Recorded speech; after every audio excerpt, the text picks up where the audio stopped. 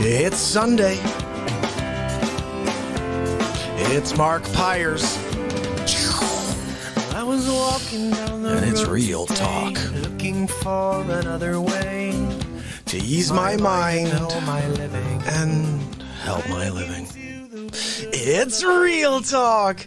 It's the daily variety show, MARKPIRES Real Talk. I'm here to connect with you, to amplify your current state.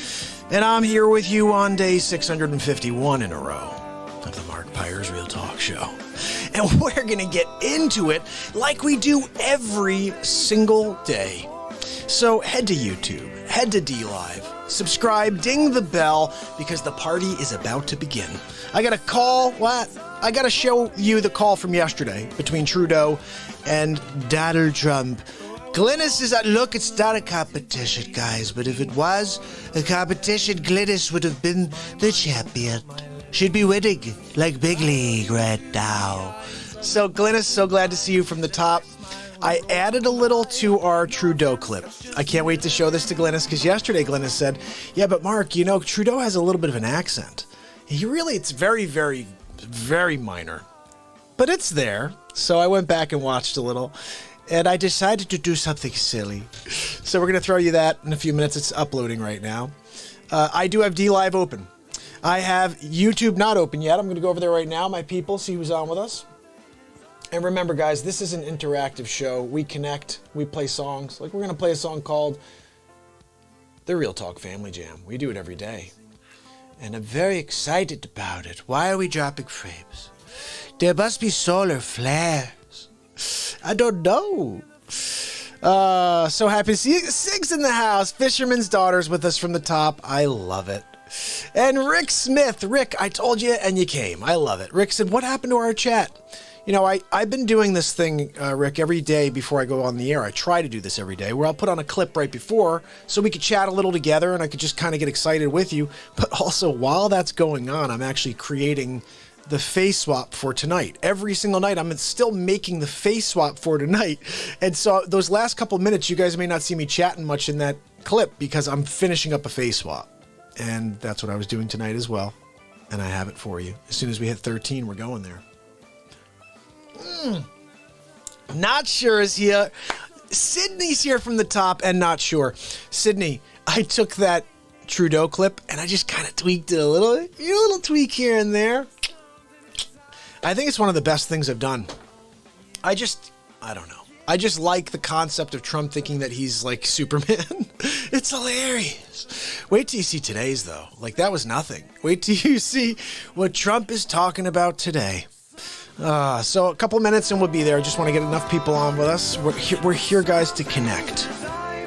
And there's 21 seconds until we get the woo-hoo that we all deserve. Britt is here. Britt, I just want to say happy birthday to your twins. How exciting. Would you mind saying their names? Is that okay? But very cool. Guys, this is for Britt's kids on their first birthday. Ready, Britt? Woo-hoo! Can you feel that? Can you guys feel the woo-hoo like I feel the woo-hoo? There's something to a woo-hoo. It's just the emotion coming out of somebody like that in a moment. It just cuts right through you. Anything you're feeling, you're like, whoa, what just happened? It's amazing. So we're here, guys. Okay, we're still kicking. We're still kicking right here at 10, 11. We're going to see, as soon as we hit that 13 number, we're dropping today's Donald Trump bit. It's really very silly today. They've been getting sillier and sillier, I think, because he took all those crazy drugs in order to beat the COVID-19. Evan's with us. Good to see you, Evan. So glad to see you, actually. This is really cool because I've been getting a lot of messages from most of you that can't make the daily show if I'm on late or you were busy and you're like, hey, I caught the replay and can't wait to get back on. I love those messages. I just want you guys to know that. Like, it's such a cool thing because I work all day to try to just, do something in real estate, make something happen in real estate. And when I see a message from you guys that you're enjoying the content, or Britt, by the way, when I saw your messages today and that you said, hey, I sent you a direct message on Twitter, like, that's so cool. I want to be connected with you guys. So when you send me messages, it's like, this is us acting like a family. So I think I'm gonna pull the trigger on this because we hit 12 just now. We're just about to hit 13. So guys, this is what I did for you today. It's not very long, so we'll probably play it a few times. Here we go. We just hit 13, guys. Here's today's face swap for you. I love you all. Every day we do one of these at least. It's Hammerlin Jameson live from the studio. Is it coming to an end? The movie scripts are starting to come in. Let's find out more from Donald J. Trump. Thanks so much for joining me on the balcony at the White House. I'm so thrilled to get a call today from Marvel. That's right. They want me to be the next Iron Man. I guess they've gotten kind of sick of Robert Downey Jr., who could blame him. Look, I'm happy to take on the role. I mean, I've always wanted to be in a Marvel film. And now I'm going to be Iron Man. I can't wait. First Superman, now Iron Man. Who's next, Thor? I could play Thor because I have the looks, really. But anyway, look, I just wanted to thank you all for coming out to see me after I demolished the coronavirus. That's right. You shouldn't be scared. Your president is a god. I just took it on face to face, head on, and I won big league. Winning big league always. Anyway, I've got to go. Have a good day. See you tomorrow. So I just love doing silly things as Trump. He's going to be Iron Man, guys. I'm going to watch that. I want to go watch Trump as Iron Man. Patty, come here. Patty, come over here real quick. I'm working on this theory. Look, I think if I put E plus MC squared, I could make this power source and put it in my chest, right? Just bear with me. Hold on a second. And I could become something called Iron Man, right? And I'll be able to stop all evil. What do you think? No? All right, how about you go sit back over there because I'm freaking Iron Man, okay? Yeah, that's right, Tony Stark, me. You're just Penelope Cruz or whatever the hell your name is.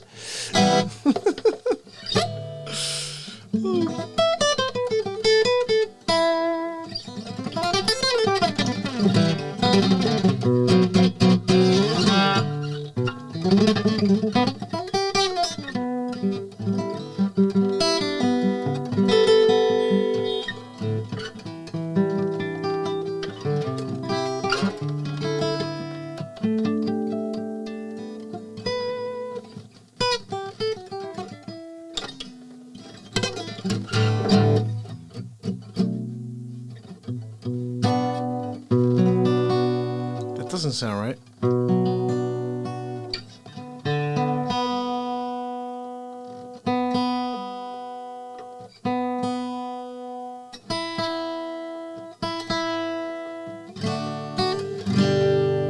A little better. Let me just...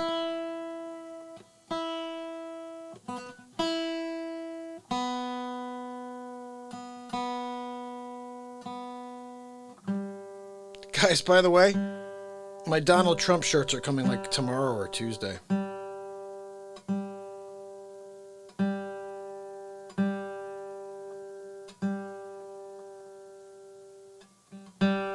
This thing is like, the weather's killing me here. Everything's off. All right, we got at least an E in there. That worked. Michelle, how are you? Trish, how are you? I'm so glad to see you. And George Rougeau. There's not a show until George Rougeau is in the house. Kevin from Fugel Fam, how are you, my brother? Good to see you. We're about to get into it, bud.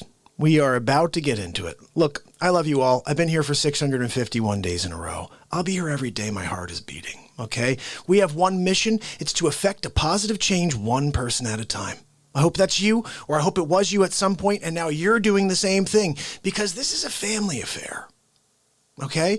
If we can build energy together and share it with one person a day, we will make real change. I promise you. So let's start here. Let's have fun. Let's laugh. Let's get into some things. Let's play some music, really. And let's play like the Real Talk Family Jam to start it, right? I mean, what the hey? So Kevin's here, Fugle fam. Check it out, Kev. I'm going to play you a little something here. This is called the Real Talk Family Jam. We play this every single day on the show, and it's an opportunity for us to interact. So all you have to do is talk in the chat window, and you become the song.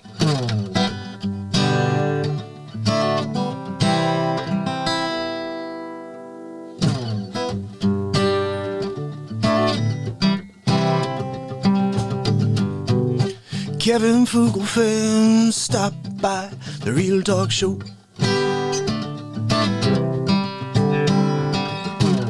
Love my zebra cakes. Hello, Rick. Welcome to Trish too. Raising that vibration with a few side cram chuckles. The happy days are here again. No, I'm gonna say, go Trish. Oh, it's the Real Talk Family Jam.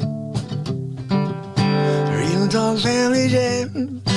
Whoa. Riley Hunter stopped by Sunday night, getting haircut with a lawnmower. Fugle fam, yeah.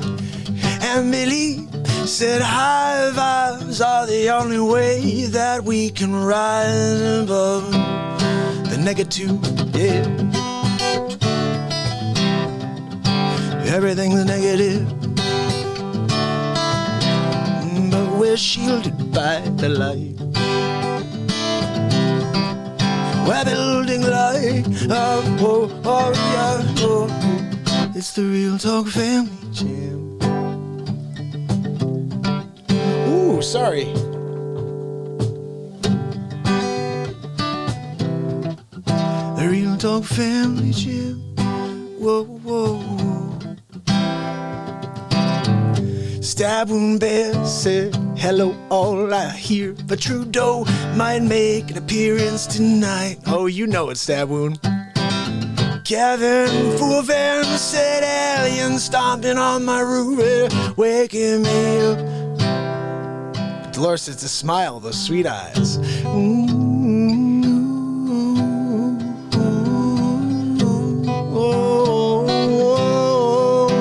Real Talk Family Jam.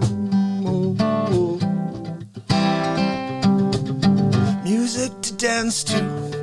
Love how the cheerful it is here. Of old Dolores, so we all feel the love here. And my man 6 Sour welcomes the Mafia League. That's right, people, we're here to spread the love. Teresa stopped by. She made it, yeah. Oh, oh, oh, oh, oh, oh. We gotta get something going here.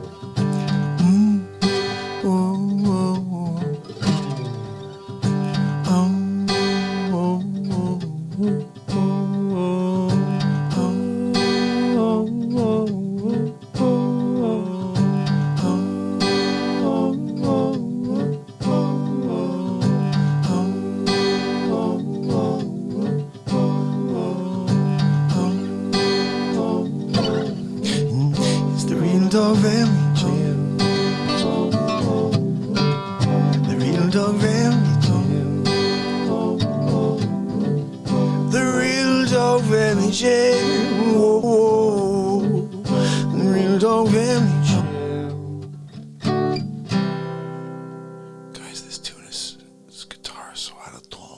Guys, you try to play the Real Talk Family Jam. The guitar's way out of tone. I told them do it again. Stab in the face with a soldering iron. Look, don't tell Joe Biden to come down as Aunt Judy. She's gonna come along tall. Oh, know it. Christopher Walken. My Aunt Judy told me. She said, don't come down. Look, I'm Joe Biden. Got an out-of-tune guitar. Gonna try to play the song. Look. Joe, you fell asleep again. Wake up. It's the Real Talk Family Jam, really. We're checking out the old Real Talk Family Jam. Look, Owen Wilson comes by. We're gonna do the Bobbing News.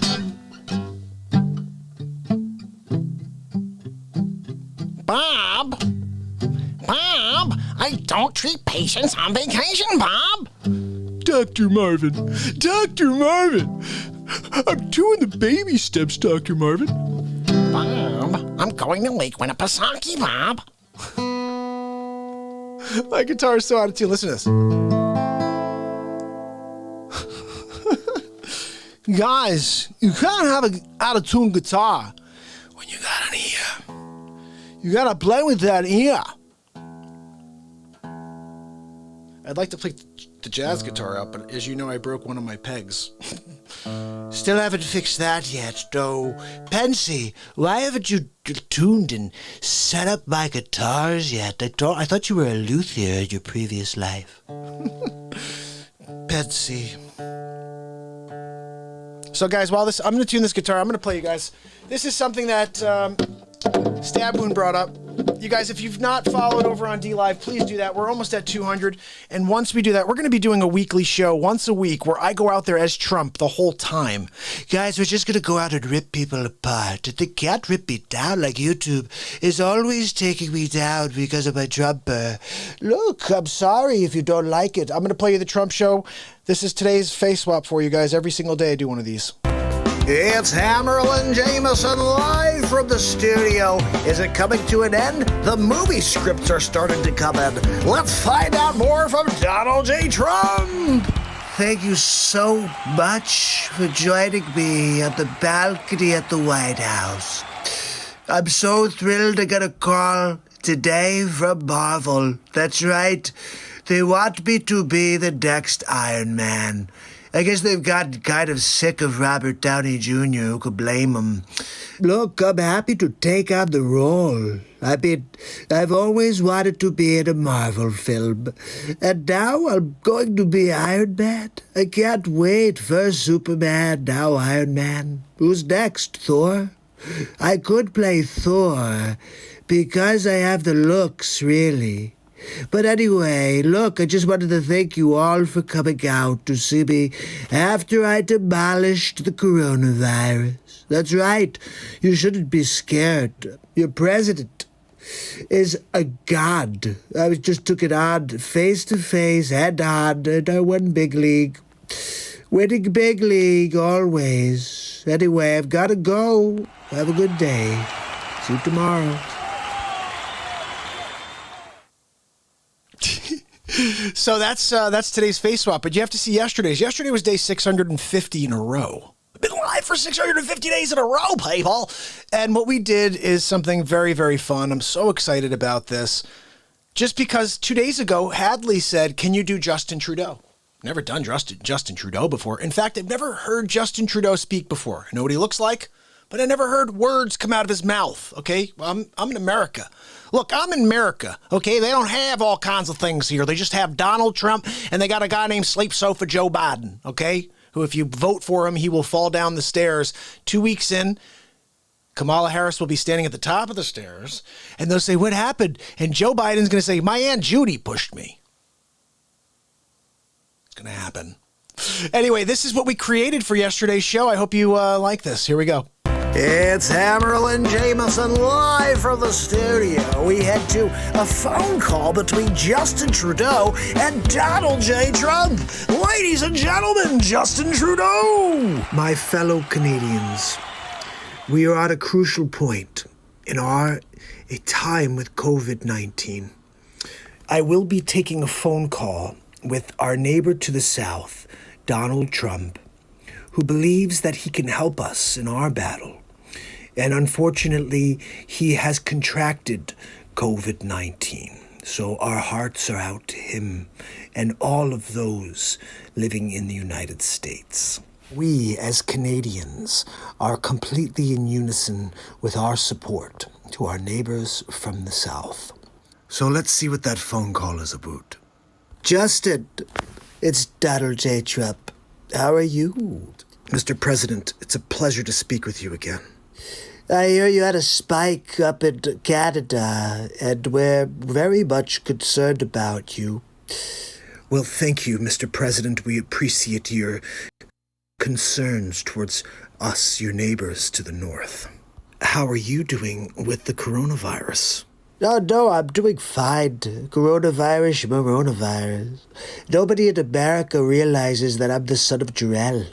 Wait, you mean Superman's son? That's right. My father came here from Krypton. Mr. President, they're saying certain things about you, and I'm a little concerned hearing your descriptive nature on this phone call. Gave birth to me, then I came, and I was living in a field for like 4 days until my uncle and my aunt came and found me. Mr. President, that's the actual script to Superman. I was asleep underneath like an old milk truck or something. And when they found me, they were like, oh, look, there's a baby underneath the milk truck. Go and get him under the milk truck. And I said, no, I'm okay. I spoke perfect English at like age 0. Put my finger on the truck, pushed it aside, and got up. I said, look, my name is Trump. You could call me Super Trump if you want, but really, my name is Kal-El. Donald, I think you may need some help. Look, you have to understand that I was made on a different planet. So I'm able to take on coronavirus without any sort of backlash, really. I'm pretty sure you were born here, right, Justin, in Canada? Yes. Yeah, that's not going to do you any good. Look, Justin, I just wanted you to know that we've got your back. All you gotta do is reach out, let the Trumper know, and I'll send you any supplies you need. You need any ventilators? You need any PPE? I'll check with the health ministry to see if we need anything. Look, just don't ask Andrew Cuomo for anything, because he's going to, kill people in a nursing home. And look, I'm going to see. Let's get him on the line real quick. Hey, Cuomo, how do you think we should handle Canada? Hey, Donald, how you doing? I got your question sent over to me by my assistant. I would probably consider sending some of those people to the nursing homes. I mean, look, it didn't work for us, okay? But if they put them out there, there's like a 50-50 chance that maybe they'll get some right, some of them will die. Cuomo, we're not going to do that. See, I told you, Justin, it's just a waste of time. Look, this has been really a great conversation, Justin. But I do have to get going. I'm going to see Melania on Saturday Night Live. We're going to watch The Real Talk Show. The Real Talk Show? I'm not really sure if you watch The Real Talk Show, but you should tune in. I'll have to check out what that's about. Yeah, stop by. Melania and I will be in the chat all night. Anyway, appreciate you, Justin. Mr. President, stay well and stay safe. You too, Justin. Have a great night. Oh, guys, I really like that episode. I don't know, guys.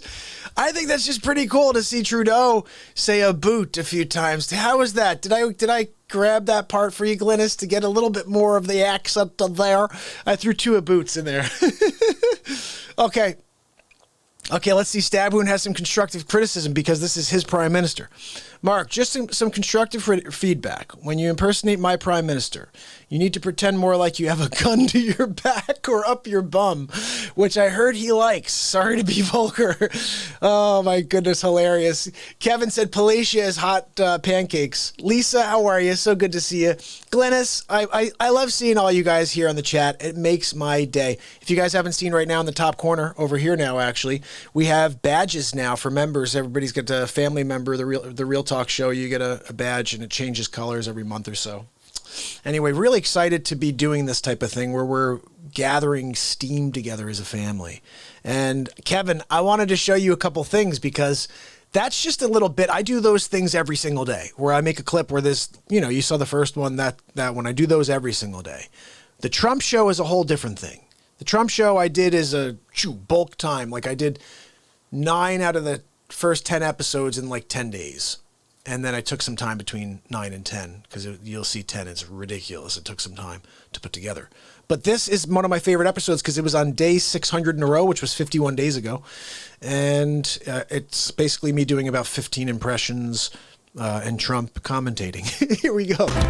It's Hammerlin Jameson with episode 22 of the Donald Trump Show. Ladies and gentlemen, Donald J. Trump. Thank you. Thank you very much for inviting me to speak at the 600th episode of the MARKPIRES Real Talk Show. It's been quite a journey. I have to say, he's done a lot of FaceSwaps. He's done a lot of different shows about the Trumper. But on top of that, he's got some episodes of the Trump Show that are pretty good. Making fun of Pelosi, Sleeps Over Joe. We're calling him Joey Futon now as well. He's a futon. You can get futons or sleepovers when you stop by Sleeps Over Joe's warehouse. Comes in 7 fabrics and sizes. The senator, it's a lumpy mess. Just like the Sleeps Over, really. Look, I've got a few people that want to say happy 600th day to Mark, so let's get into it and see who we got. Number 2, it's been 600 days, and he's still alive. No matter what we try, Dr. Evil, he keeps broadcasting. But Dr. Evil, he did not follow our projections. Silence! Enough of this insolence. Everybody gather around. Look, I've got a plan. If we can just... Wait, no, hold on. Where are you taking me? Wait, let me go back because I'm trying to share my plan with them. Okay, let's send in the murder hornets. Are you kidding me? Dr. Evil called? Look, I'm kind of pissed at Dr. Evil right now. Pocket dialed me last time. And I think he's working with Fauci and Bill Gates. That's right, Evil Gates. Anyway, that's another story. What else we got? Yeah, I got one for you. It's MARKPIRES 600th day in a row. And I called Artie to see if he wants to say anything. Hey, Artie. Yeah, I'll say hi. 600 days. That's freaking crazy. Congratulations. I don't know about you, but I miss that tag team duo. Seriously, Norm Macdonald and Artie Lang? That's a match made in heaven. I'm wondering if God had that plan. Look, if we put these two together, they're going to make magic happen. Anyway, what else we have? Hi, Mark. It's Mark Zuckerberg. Look, congratulations on 600 shows, but I'm going to continue to block your show because I don't like your content. Maybe if you didn't talk about Donald Trump, I wouldn't suppress your program, but I zuck. So wait, let me get this straight. So you censor the Real Talk program, and then you're going to call and say congratulations? Oh, congratulations, Mark, for broadcasting and me blocking you every single time. You're doing great at getting it nowhere. Anyway, what else we got? My name is Chuck Schumer. I'm here to talk about Sleep Sofa Joe and MARKPIRES 600 days in a row. It's pretty impressive if it was not MARKPIRES. If it was a Joe Biden or a Democrat, I would really think it's great. I gotta tell you, I almost hate this guy as much as Pelosi. All right, who's next? I just wanted to wish MARKPIRES a happy 600 days. That's a lot of days in a row. And we've been working on the coronavirus vaccine for like 20 years now. So I know what he's going through. But it's quite an effort. And I'm hoping that he can get people to take our vaccine. Look, we all know you're trying to vaccinate the world, Bill. And I just want to strap you down and give you the first dose. Well, hi, Mark. It's Sleep Sofa Joe Biden. I know you've been calling me Joey Futon, but look, I plan on beating Donald Trump in November. The fact is, I got an earpiece in. They're telling me everything to say. And if I don't say it right, I got the teleprompter as a backup. My Aunt Judy told me I could be a heck of a president, Mark. So I'm counting on you for your vote. Gotta beat Donald Trump, and we need the Real Talk show. Normally I'd be like, that's cool, but it sleeps over Joe, and I'm actually kind of surprised he didn't fall asleep, Mark, during his little speech there. But there's still time between now and November for Sleep Sofa Joe to fall asleep on his futon. That's right, Joey Futon. What do we got next? Hey, Mark, it's Al Pacino. Just want to wish you happy 600. Not many people cooler than Al Pacino.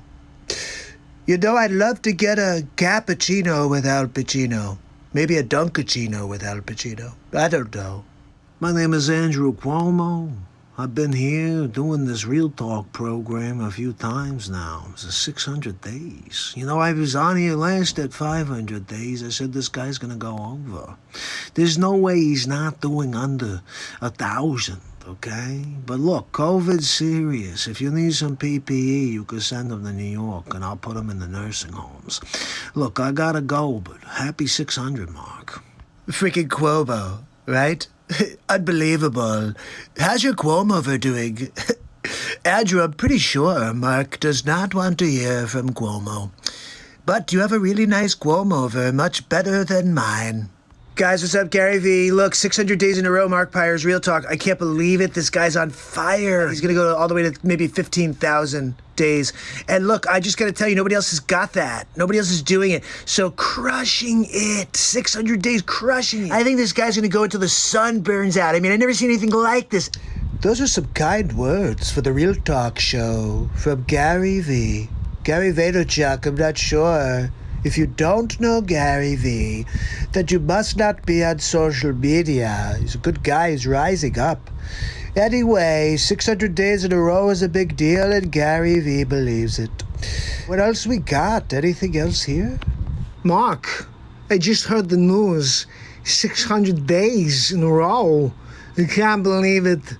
Last time we talked, it was 500 days, and you just go. You like the Energizer Bunny. Oh, no. I did. I told you back then at 500, put your head down. Just go, man. No one can stop the bright light within. 600 is nothing. Look, Mark, go until the stars burn out. We actually found somebody cooler than Al Pacino. Christopher Walken's the man. Do you ever see him in Dead Zone? He touches things, and he can see the future. I wish Trump could do that for November. Find out who's going to win. Me or Sleep Sofa Joe. Look, remember, you can sleep on the sleep sofa all you want. You also may find some change in the cushions in the sleep sofa if you're looking around for some spare change.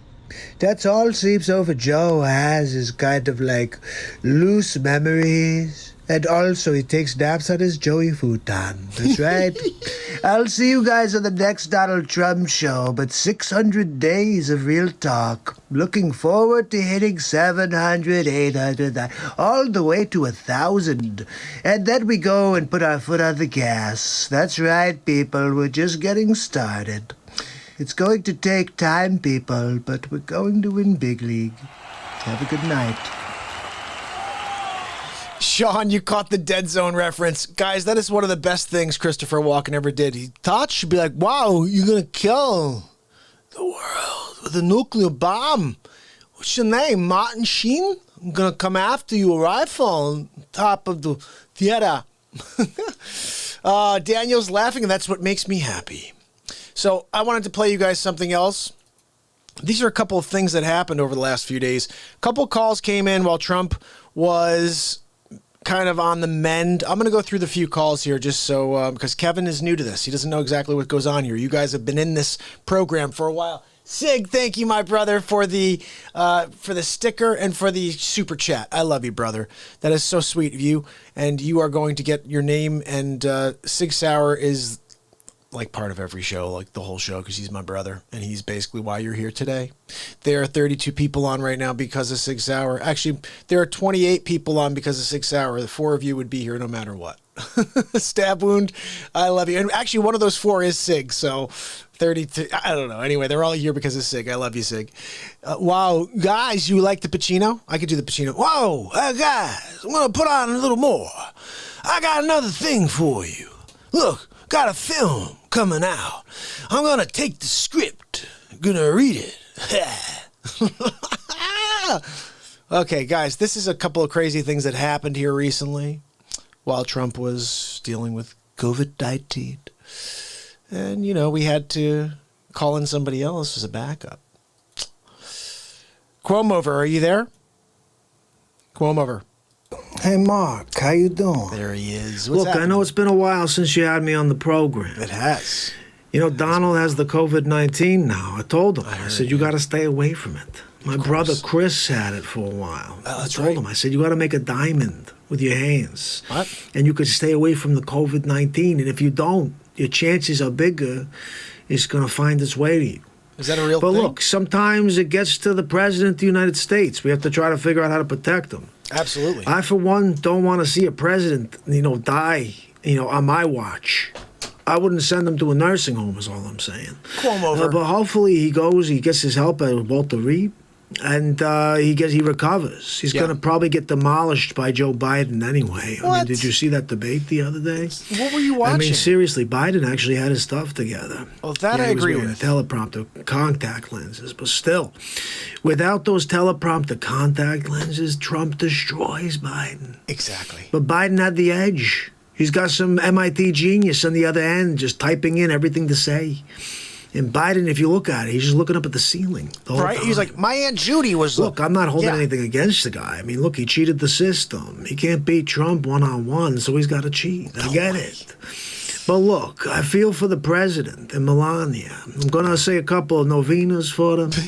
And hopefully they recover quickly. That's good of you, Cuomo. But listen, Mark, if you need me at all to fill in while Donald's on the... Look, Mark, if you need me to fill in at all while Donald's recovering, I'm happy to help. All right? Well, you sure you don't mind? That would be great. No problem at all. I'm happy to help. Thank you. All right, I'm going to go say a couple novenas, and I'll see you in the next Real Talk. I'll see you in the next Have Real a good Talk. night, all right? All right, buddy. I say we only like him here on this show. So this is the next time. He came on the next night.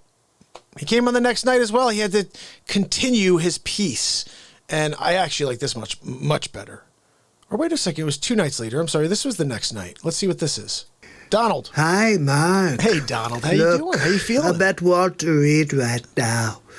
I heard. Yeah, I've got coronavirus. Yeah, I'm sorry. I'm sure you've been watching it on the news, but I took last night off. I know your show probably was crap without me, but I had Donald. to rest it up, Mark. But really, look, you could hear it in my voice tonight.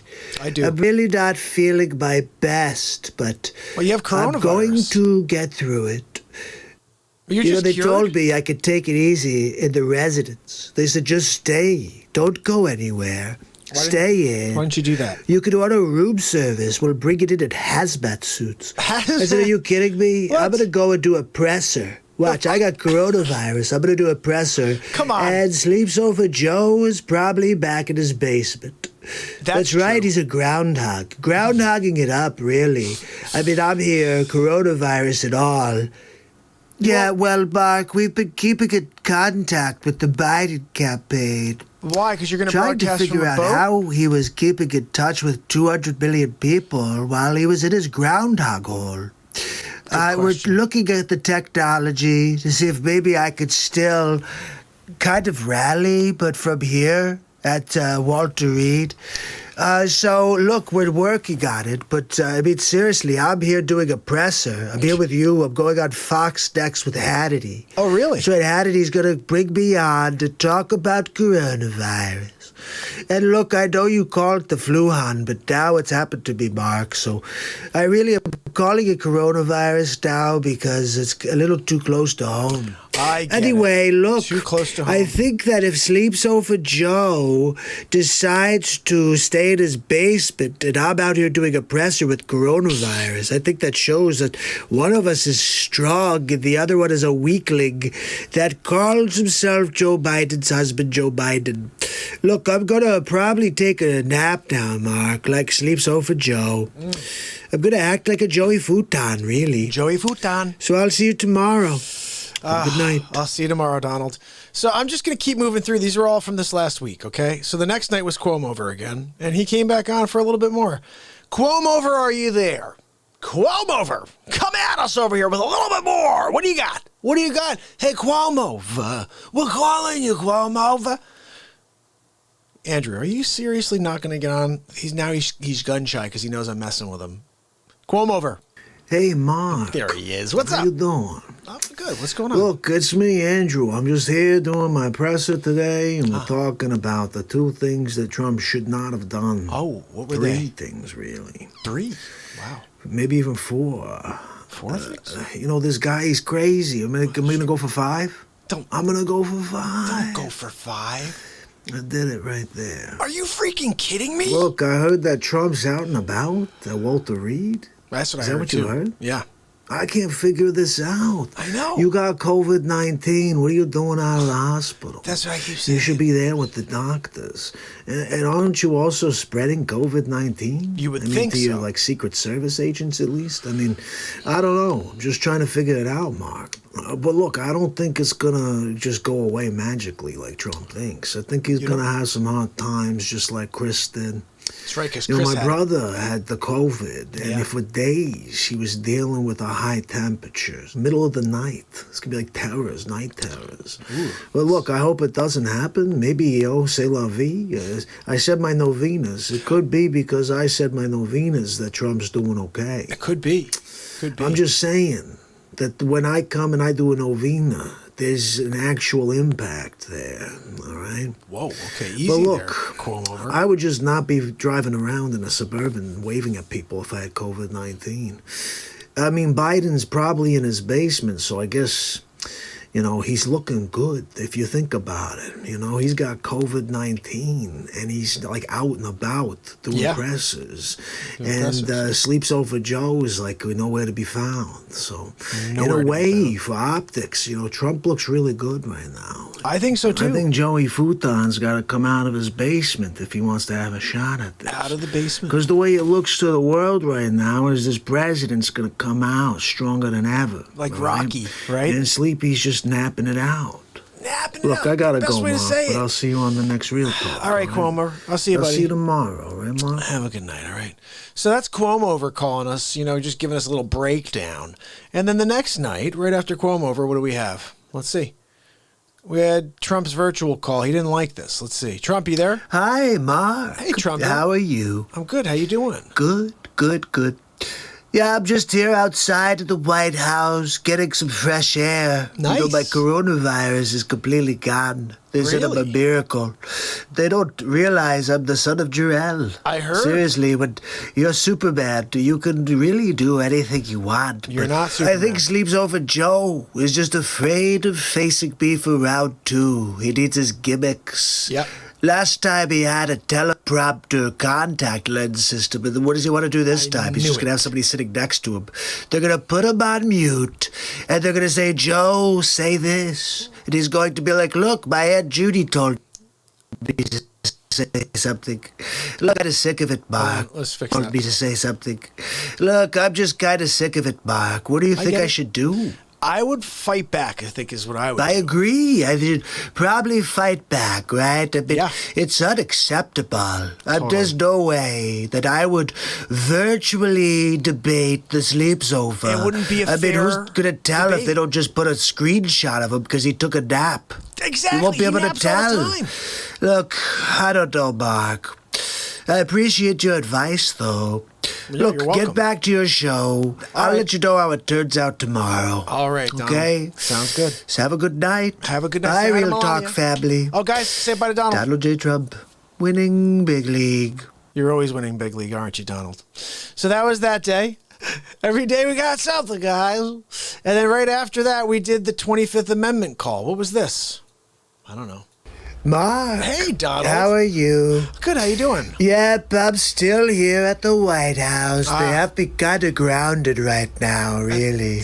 Good. And did you see today? Did you see the latest? No. Nancy Pelosi.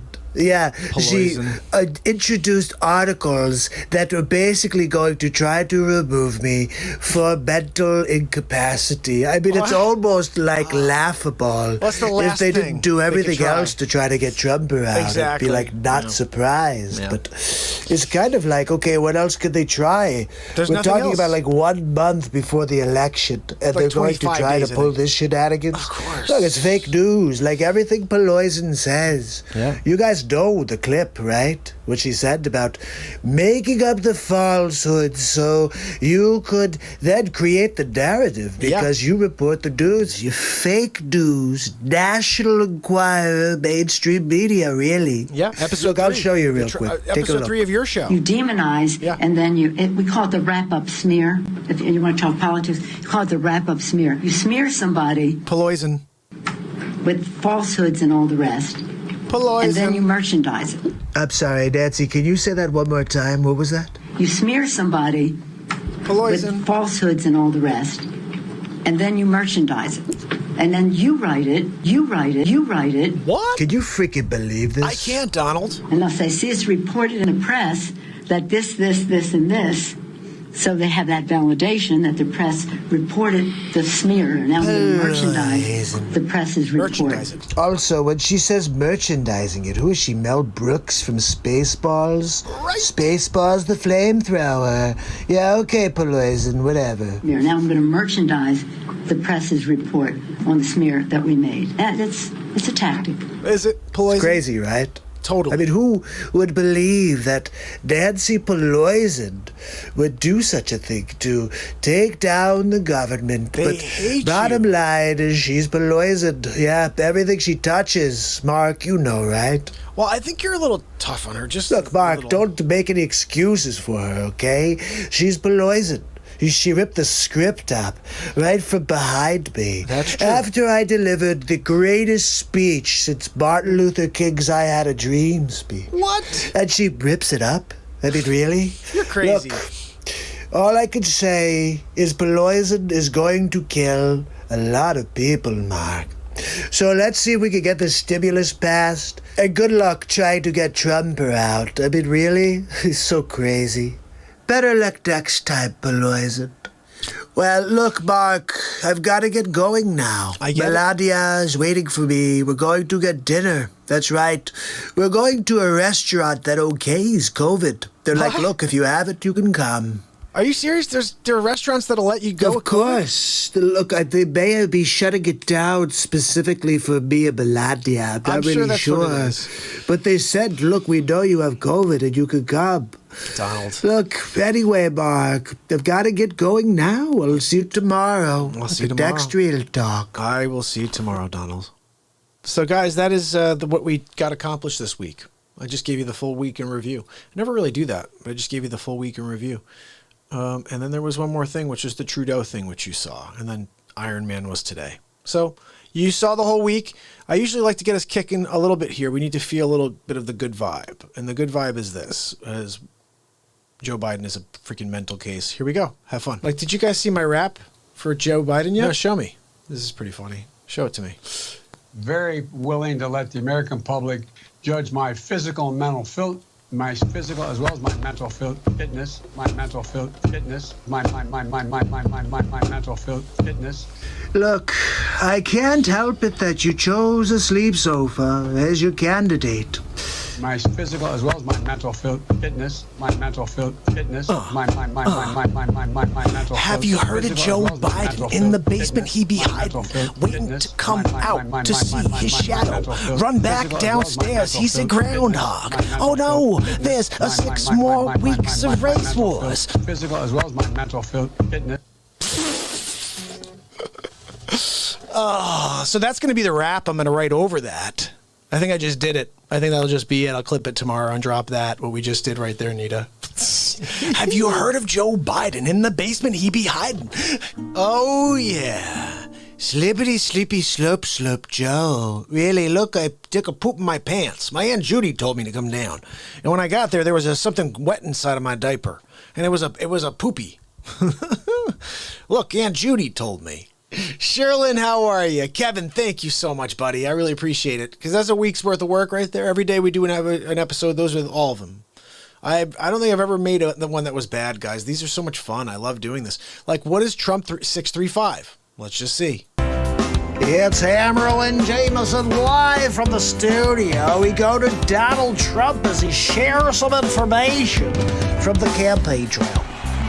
Good afternoon. Thank you for joining me on the press segment of the Donald Trump show. We're taking questions. What do you got?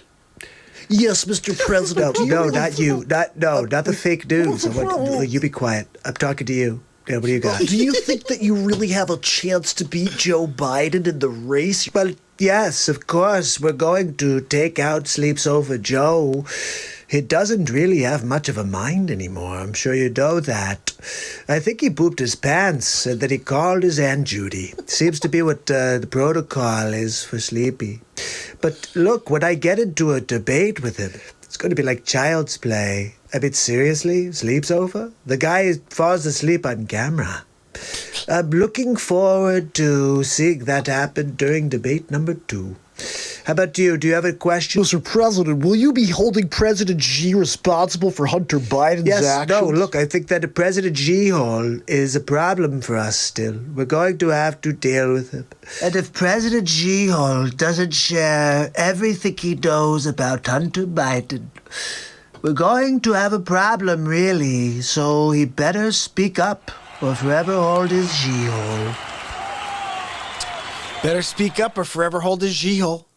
You have to hold your G-hole. Daniel, how are you, buddy?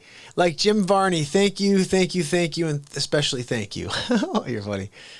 Thank you. Let's see what else we have here, guys. I'm going to play you Snoring Slovenian. Look, sometimes you need a break from the snoring Slovenian. Sometimes she just takes things out of your pocket like a poopy.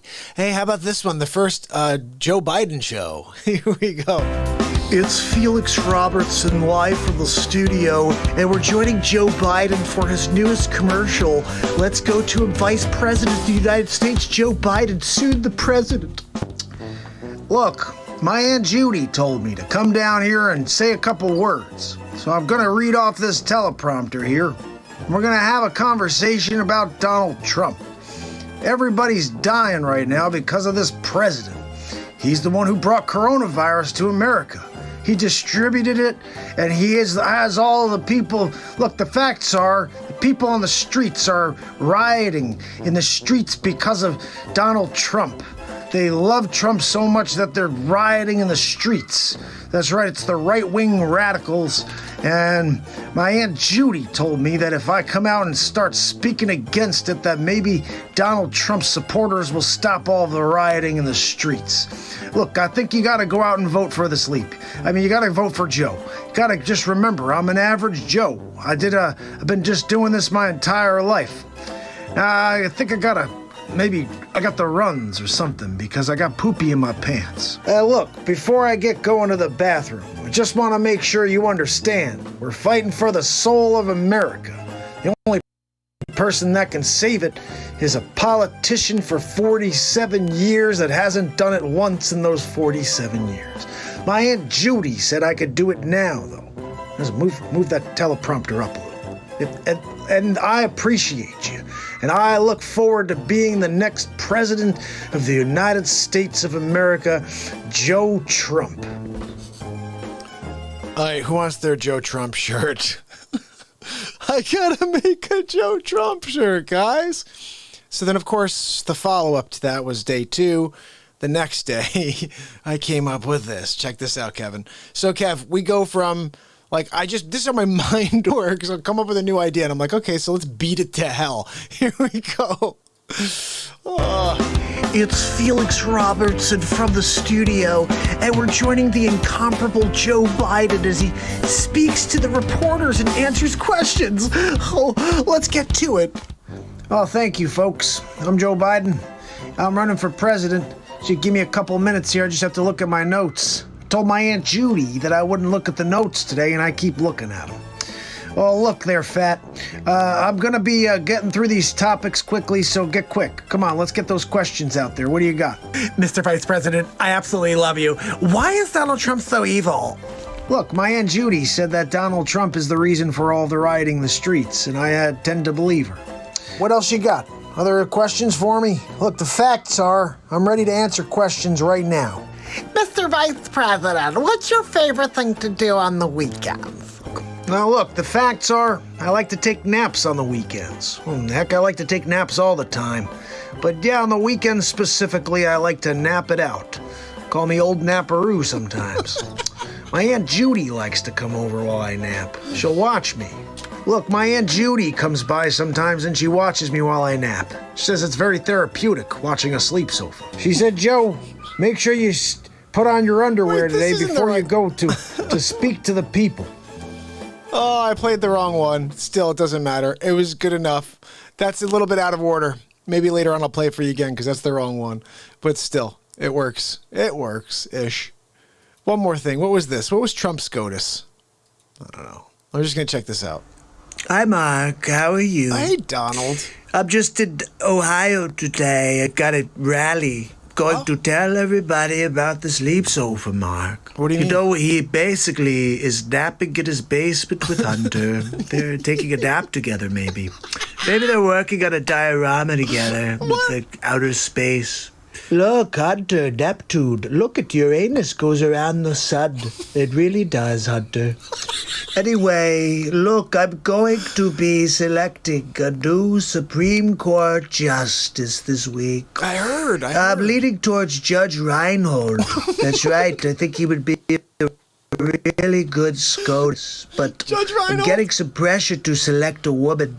So I'm thinking about Judge Judy. I don't know. We're working on it, but I've got to get going now. Look, Mark, if it was up to you, would you go Judge Judy or Judge Reinhold?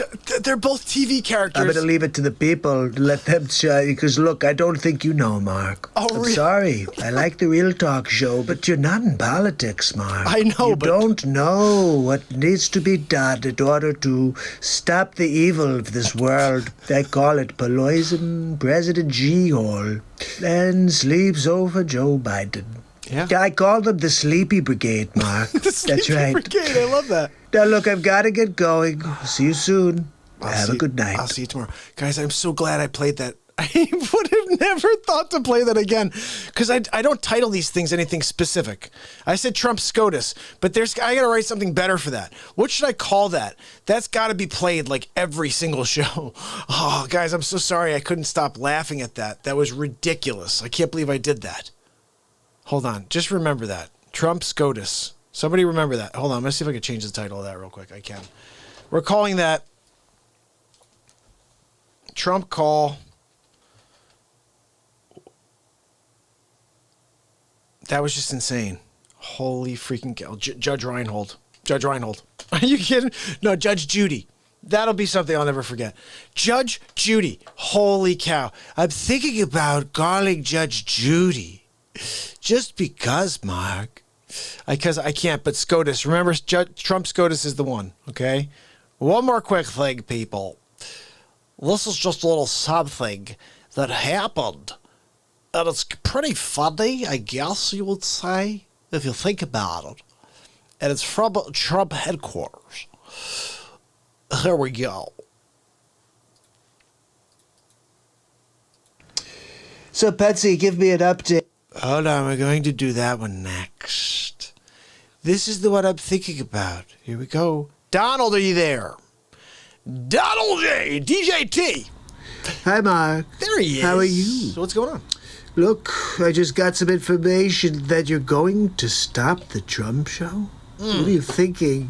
The only reason people watch your program is because of the Donald. Look, Donald. There's only one Trumper, and I'm here.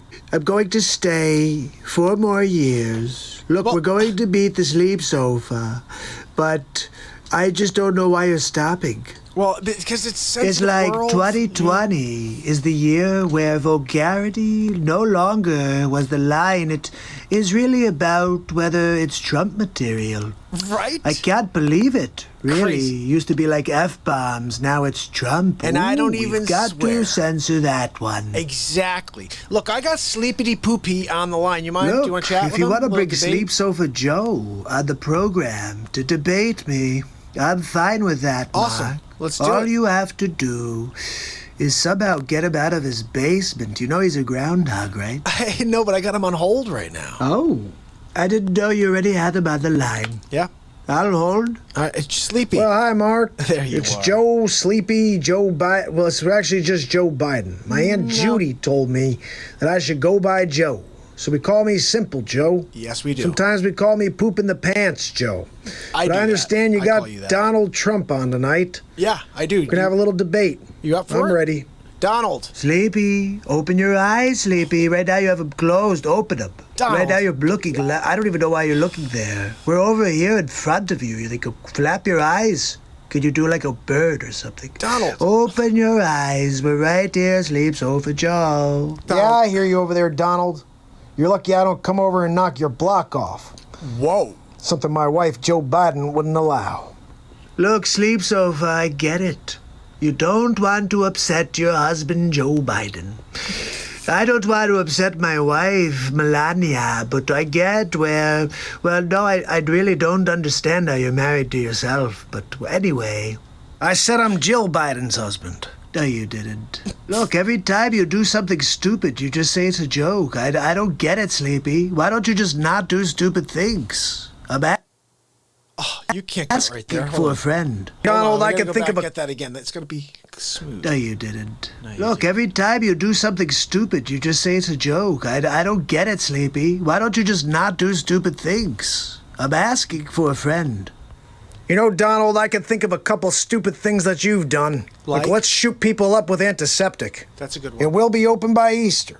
I just don't like how you're handling your campaign, to be honest. You get up and you blame all of your left-wing protests on the right wing. It doesn't even make sense. It's your fake news media that's been saying peaceful protests. If it was a Trump thing, believe me, they would not have been saying peaceful protests. Exactly. Oh, Joe, exactly. That's exactly well, my you point. stay out of this, Mark. Whoa. Look, Sleepy, I'm sorry for coming up with the nickname Sleep Sofa Joe. And also for bumbling Biden. I mean, they're accurate. I know. That's why I made them up. They come up from the surface of the earth. And Trump just tells the world it's just something that I have a gift, really. Anyway, look, Joe, I'm sorry. And when I demolish you in the square, I just want you to be prepared that when your arms are sent to the different parts of the planet to be buried and sacrificed to the wolves, that is just kind of par for the course, and I will mark down a birdie. What? He's talking about golf again. Yeah. He's not thinking about fixing the problems in America. He's No. thinking about his golf score. Yeah. This is our president of the United States. That's why we need to get me in there. What? I only had 44 years originally. Not enough time to get anything done. Sleep Sofa, do you know how lucky you are to go 44 years keeping the same job while being mediocre? Yeah. It's kind of phenomenal, really. It is phenomenal. What'd you do? Build a couple skyscrapers? Whoa. I made a guys. couple billion with my time.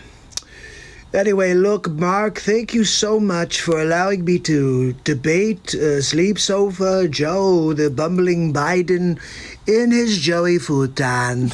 And the sleep sofa, I can't wait to make it official. On CNN, Fox News, whatever. I have that, Donald. We do this debate. I'm gonna play it next. Beat you in the head with my lightning quick responses. Really? With your lightning quick ability to nap. Napper. Really.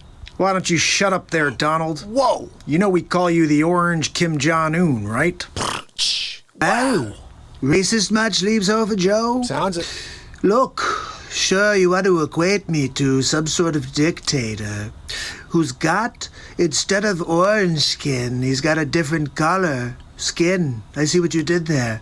Crazy. Look, you could say what you want, Sleepy, but you had 44 years. I've had 3.5. And we're winning big league. Look, Donald, barring me getting COVID-19, I can't wait for this debate. Well, guys, it's actually Donald who got... Look, I have the debate. I'm going to play it next, Mark, okay? I'm sad you're not doing the Trump show anymore. Yeah, I had I to still stop. don't understand. Well, Well, because it's so one-sided, you bozo. that's what Sleepy We're said. going to get into this next time. I'm going to take a nap. Sleep Napper. Sofa Joe. DJ Napper. Yes, I You think see that, that's Donald? about enough for me too, Mark. You're going I've got to? to get up early tomorrow. What the freak, man? Melania's probably sitting on my gold toilet right now, and you know I don't like it when she poops on my gold toilet. Slovenian. Anyway, Yeah. look, I'll see you tomorrow on the next Real Talk. I'll see you tomorrow, Donald. So basically, that's our first debate. That happened about a month before the real debate. I made that about 2.5 weeks before the real debate. I wanted to just show you guys what the debate was probably going to look like.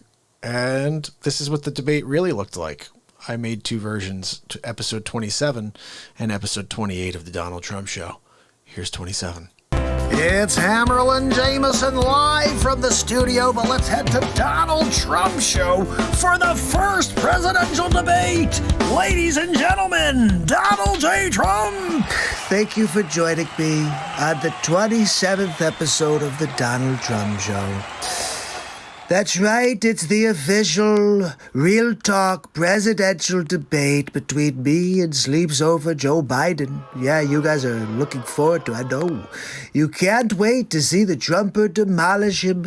I can't either, but you're going to be surprised. Yeah, all of you, you think it's going to be easy, right? It's not so easy. Watch, I'm going to show you especially, because I know you had his special goggles that he was wearing.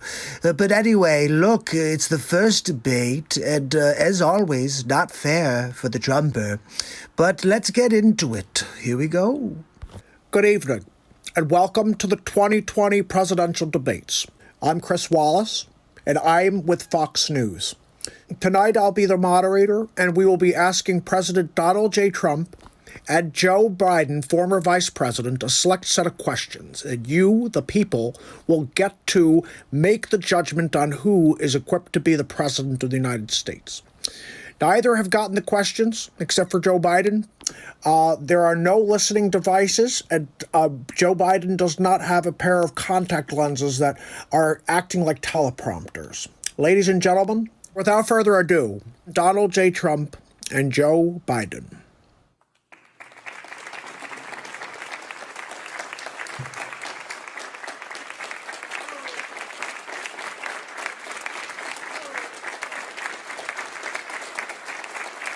How you doing, man? I'm well. Mr. President, I want to start this off light. Why are you such a xenophobe and racist? Always with the softballs, huh, Chris? Love it.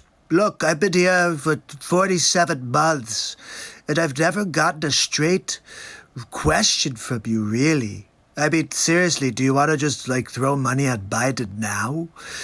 Honestly, what I could tell you is this, Chris. I put a bounty out there, $1 million, which is kind of like nothing to me, to anybody who could prove that I'm a racist or xenophobe, because all I've ever done is care for all of the people on the planet. What's the Sleep Sofa's excuse with the crime bill, huh? Well, we'll get to that, Mr. President, but my next question is for the Vice President. Mr. Vice President, what kind of car do you drive? I drive a Cobra, man. That's right, my Aunt Judy told me I should go, look, only cool guys named Joe drive Cobras. So look, I get the sunroof down, I put down the top, and I keep going. Sometimes Joe and I go for a long ride in the woods together. And look, my Aunt Judy said that it's all about the car you drive. You ask me a question, What? and you Can ask you? him that question, I can't believe it. I'm trying to. I got 2 minutes, I thought. I'm not allowed to speak. Hey, why don't you shut up there, you clown? Unbelievable. You're a clown. Everything I'm trying to do, he's stepping all over it. You gotta Mr. be President, freaking kidding me. Mr. President, your team agreed to 2 uninterrupted minutes, and you can't seem to follow the rules. Mr. President, how did you bumble the coronavirus so royally? You've got to be freaking kidding me. The questions I'm getting. You ask him what kind of car he's driving? Yeah, my Aunt I've Judy been trying told me to. about that car. I've been driving it since Are you I was kidding me? 17 This years guy's old. trying to make Sitting noise on in the my side ear of the now. no problems from my perspective. You're like putting it up on the tee for him, and he's knocking it out of the park. And then you're asking me like, oh, could you tell us about Tenochtitlan? Look, I can't tell you about Tenochtitlan, okay? I probably could. I have total recall. Not like the Arnold Schwarzenegger movie, you know. I don't really like Arnold. He's not really much of a Terminator, really. They say I have a problem with my mind. Look what he's talking about now. I'll tell you what, Sleeps Over Joe. Terminator was a great movie, but I'm going to terminate you. That's right. I'm going to take you down in the square. I'm going to invite President She-Hole to watch me dismember you, really. And look, when he goes back to Tiananmen Square to share the news with all of his people, they'll say Donald J. Trump is amazing. I mean, nobody's ever seen anything like this before. There's never been anybody like me, really. Well, President Trump, just to follow up on that, why did you not denounce the white supremacists? And why are we continued to see racism in the streets? See, this is the crap I'm talking about. They gang up on me. I mean, Chris Wallace is like working for the Biden campaign.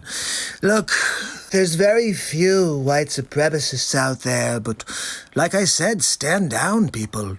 At least stand by for a little while, because we need to stop the Antifa scum. But of course, look at the sleeps over there. He's trying to blame me for Antifa. Let's just be very clear.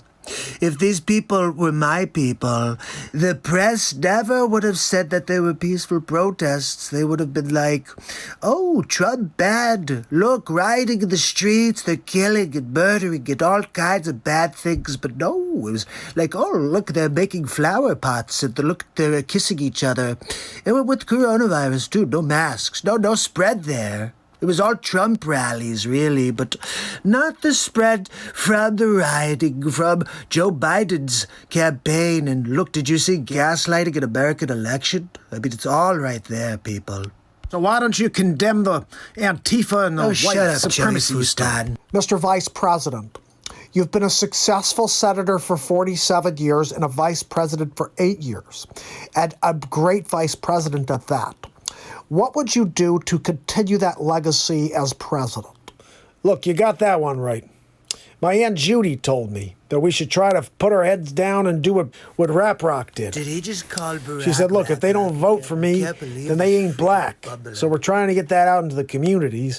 We'll gloss right over that one. So no retort? No retort from you. He says, if you don't vote for me, you ain't black, and you're not even going to respond, Chris Wallace? Well, I'm not really sure what the problem is with that statement, Mr. President. Look, you guys could clearly see that they have it for Trump. And we didn't even get it to talk about all of the good things that we've done for the country. Because Chris Wallace decided to become Joe Biden's #1 fan, really. Anyway, I've got to go, but I'll see you on the next Donald Trump show.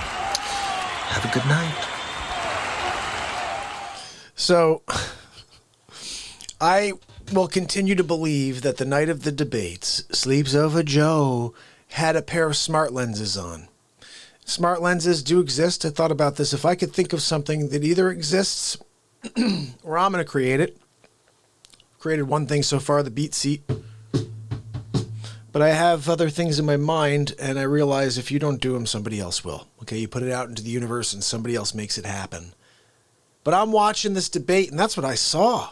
It was crazy. But we're not done. You see, there's more that needs to be said on this topic of how Chris Wallace acted that night. And I do have to say my favorite question is the very last question that comes at Trump, and it makes me laugh like tears every time. Check this out. It's Hammerl and Jameson live from the studios. We head to Donald Trump for episode 28 of the Donald Trump Show. Thank you. Thank you for joining me at episode 28 of the Donald Trump Show. Tonight we continue delving in on the first debate. Some of the outtakes that you didn't see on the live performance. You know it was taped prior, right? There's a lot of footage that's going to come out in the coming days on Real Talk. Anyway, let's get to it. Let's see what we got here.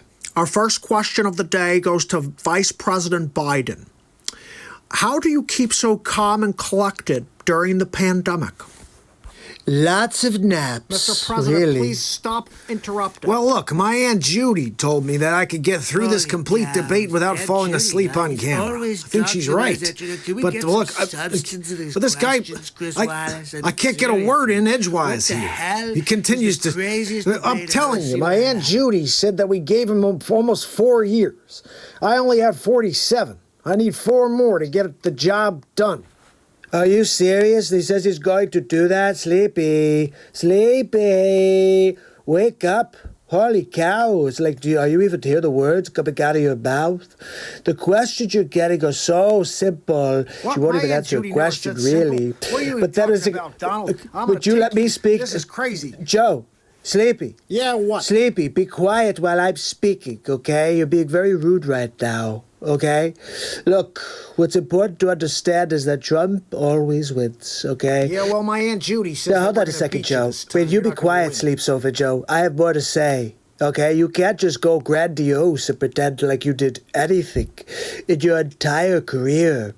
I mean, let's talk about Hunter. Where's Hunter, huh, Joe? He's hiding in he my got basement. $3.2 million from the Russian mayor's wife. My Aunt Judy looked into No, yeah, you say that it was fake news, but who's the fake news? Is it the mainstream media? Is it fake news? I think they're the only ones who don't want to report the truth, Joe. It's not which true. is that you are in bed with the Russians and the Chinese. It's not true. Look, you can't beat Trump, you can't buy Trump, but you could sure buy Biden.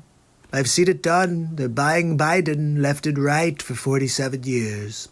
They actually call you Baby Biden in Ukraine because the way you handle yourself is kind of like a baby. Gentlemen, we're going to stop the bickering and we're going to move forward with the next question. Mr. Vice President, what is your favorite thing to do on a day off? You've got to be freaking kidding me. Mr. President, if you can't control your outbursts, we're going to have to pause Every the day's show. a vacation day for Sleepy. It's unbelievable. Can't even get a complete sentence in without being completely jumped on by the President of the United States. Oh, what do I do on my days off? It's a good question, Chris. I like to nap. I like to put plenty of naps in my schedule. Every 15 minutes on the hour, you'll find me napping on my Joey futon. That's right. If not there, it's going to be on my Sleep Sofa Joe. Joe, are you kidding me? How could you nap when you're going to be president? You're not going to be able to nap anymore, Joe. You're going to have to actually do some work. I know that's not something you're used to doing, Napper. Look, you know we call you DJ Sleep Sofa, right? Sometimes it's MC Napper. But really, you're really kind of just funny. I really laugh at you most times because you could never do the job that I did, Sleep Sofa Joe. I've been winning big league, the things we did against Chadda. Look, Sleepy, let me tell you one thing you don't know, okay? I'm going to point at you and tell you about me. I did a lot of great things this last 4 years. But I'm pretty certain that you've done nothing in your entire career. Final question of the evening. Wait, I don't get the same question about what I do on a day off? No, I have a better question for you, Mr. President. That's because Donald doesn't take any days off, Chris Wallace. That's why you didn't ask that to me. You could have asked how many hours a year do you sleep, and it'd probably be under the amount of naps that Sleep Sofa Joe takes in a month. But look, that's just what you do when you're a winner. Not a sleepy loser like Joe Bumbling Biden in his Joey futon. Look, I've had enough of this. My Aunt Judy told me I should put my foot down, and I think I'm about to do it now. I want to just win this election because we need to get back to what's right, which is us taking everything from the American people. We're going to get back to big government and people getting less. That's the first honest thing you've said today, Joe. Seriously, you want to take instead of give. I want everybody to do well. Look, Sleepy, you gotta be kidding me. You're telling me you want to make government bigger and people make less, take home less? Really, that's a good idea for bringing back the economy, bonehead McGillicuddy Biden. Mr. President, a train leaves Chicago at 3:15 p.m., and one leaves Los Angeles at 12:17 in the evening. You gotta be freaking How much kidding. gas... Give me a math quotient? Mr. President, Like, oh my let me goodness, finish my not the question, train please, left sir. at 12 Sir, let me p.m., finish my really? question while Come I'm on, trying to get the Wallace, full this is question such out for you, freaking sir. bush league garbage. Sir, Bush Mr. President, league. Whatever, Mr. President, bush league, please, you let do me it. finish Go my... ahead, go, okay, go ahead. yeah. So, how much gasoline would it use in the trip? I have no idea. This is not a math competition, Chris Wallace, okay? So... See, he won't answer it because he can't answer it. My Aunt Judy told me he was bad at math. You gotta be freaking kidding me, right? I mean, you want me to put numbers together here on the stage? Well, if you can't do it, okay. I mean, you asked Biden what he does on vacation days. You asked him what his car... What kind of car? I have a lot of cars, Chris Wallace. It's basically a question my 5-year-old niece answered last week. So why don't you ask Sleep Sofa Joe to do it then? No, not necessary. No, I got this one, Chuck. It's 6. Mr. Vice President, it's Chris. Oh, I was just kidding. What is Joey Futon talking about? 6? What the hell is 6 feet? I don't know, maybe 6 days for him to travel there in his horse and carriage. I don't know. Anyway, look, I can't answer a hypothetical about 2 different vehicles living at 2 different points in time. And look, maybe one of them's a Ferrari, the other one's like a Datsun. How am I supposed to tell which one uses more miles per gallon? Really, it's a stacked question, Chris Wallace. You know it. Look, this is what we've got, people. The mainstream fake news National Enquirer is trying to suppress the Trumper. They're trying to push a sleep sofa into the White House. I'm pretty sure he had contact lenses with a teleprompter system inside so he could have someone type in dialogue. The only time he could speak is with the teleprompter. So, look, anyway, that's episode 28 of the Donald Trump Show. I'll see you tomorrow. Have a good night.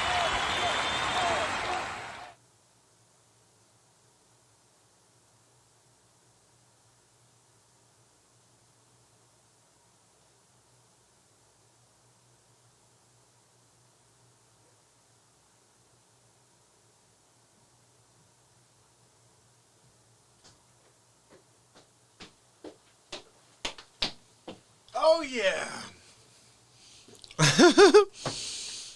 How long was I gone? How long was I gone? Whew. The aliens took me away. Elric, how are you?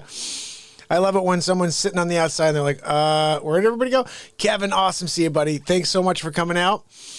I'm going to throw something else on real quick. I was trying to chow on something. Got to bring Max out for a quick walk.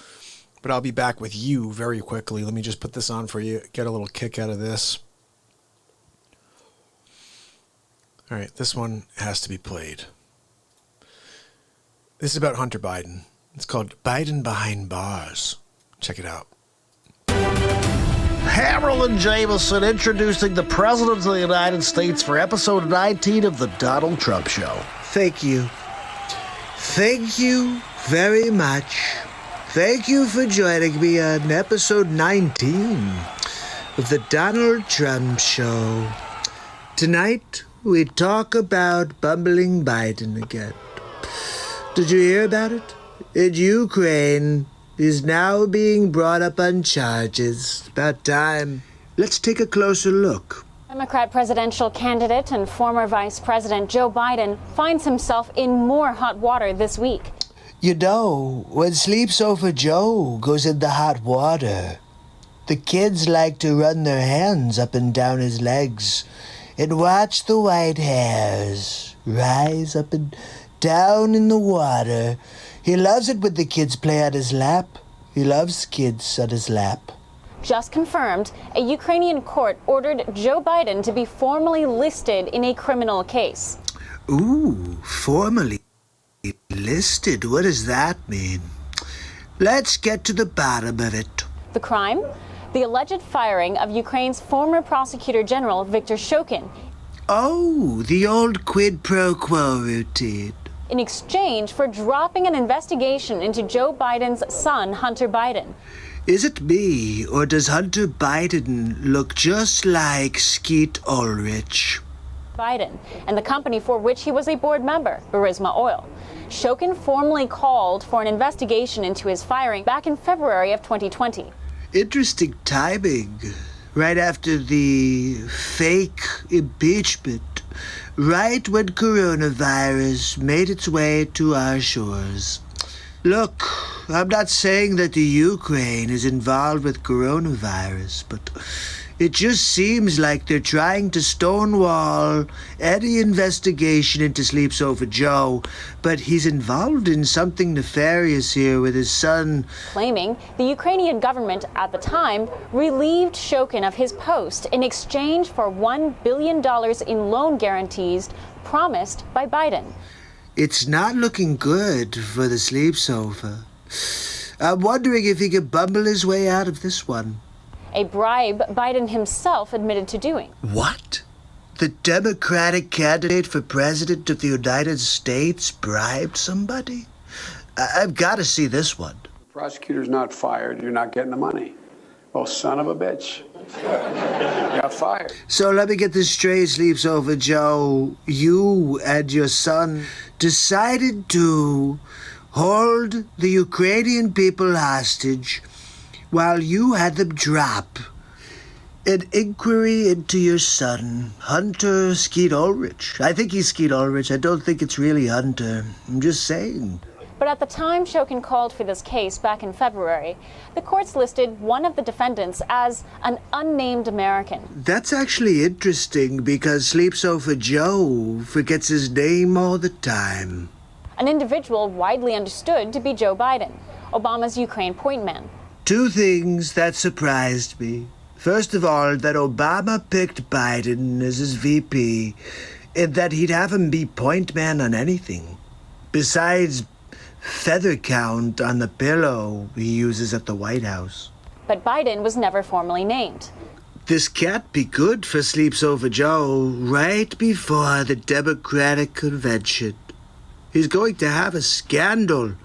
Now, the courts have ruled it is improper to conceal Biden's name and that there is sufficient evidence to proceed with an investigation. You know, I said a while back, why isn't anybody looking into Hunter? And everybody gave me a hard time. Look, nobody asks Joe Biden the tough questions because he doesn't remember the answers. The ruling cannot be appealed. Perhaps Sleeps Over, if he took a nap, maybe he'd be able to retain more information. Another key development in this story is the release of a series of telephone conversations that has garnered major questions. Ooh, telephone calls. I wonder if it's like Jerky Boys. It's Saul Rosenberg. Andrei Derkach, a member of parliament in Ukraine, in a press conference Tuesday released what he says appear to be voice recordings of then Secretary of State John Kerry, Vice President Joe Biden, and then President of Ukraine Poroshenko. Well, unfortunately, we're not able to hear what Catherine Zeta-Jones has to say in the interview. And it looks like, she's interviewing the guy who bangs Stifler's mom. You know, from the American Pie movie. Poroshenko, discussing the Burisma case and discussing the removal of Viktor Shokin. Look, somebody's going to have to find that leaked audio for me. I can't wait to listen in.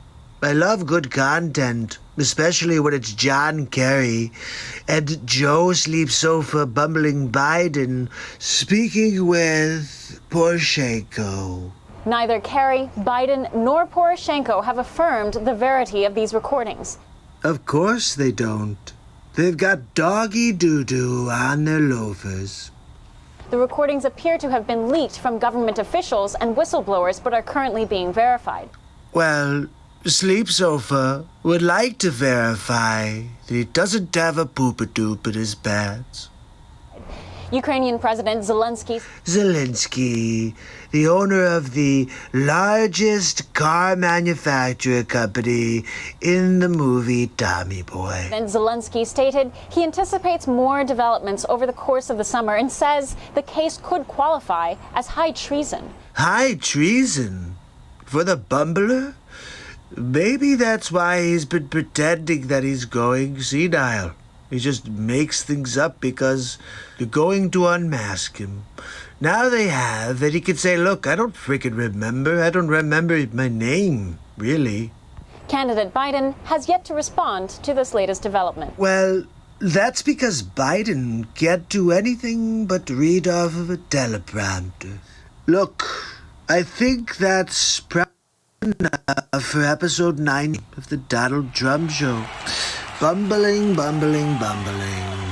So make sure you subscribe, ding that bell. I'll see you tomorrow, the next Donald Trump Show. Have a good night.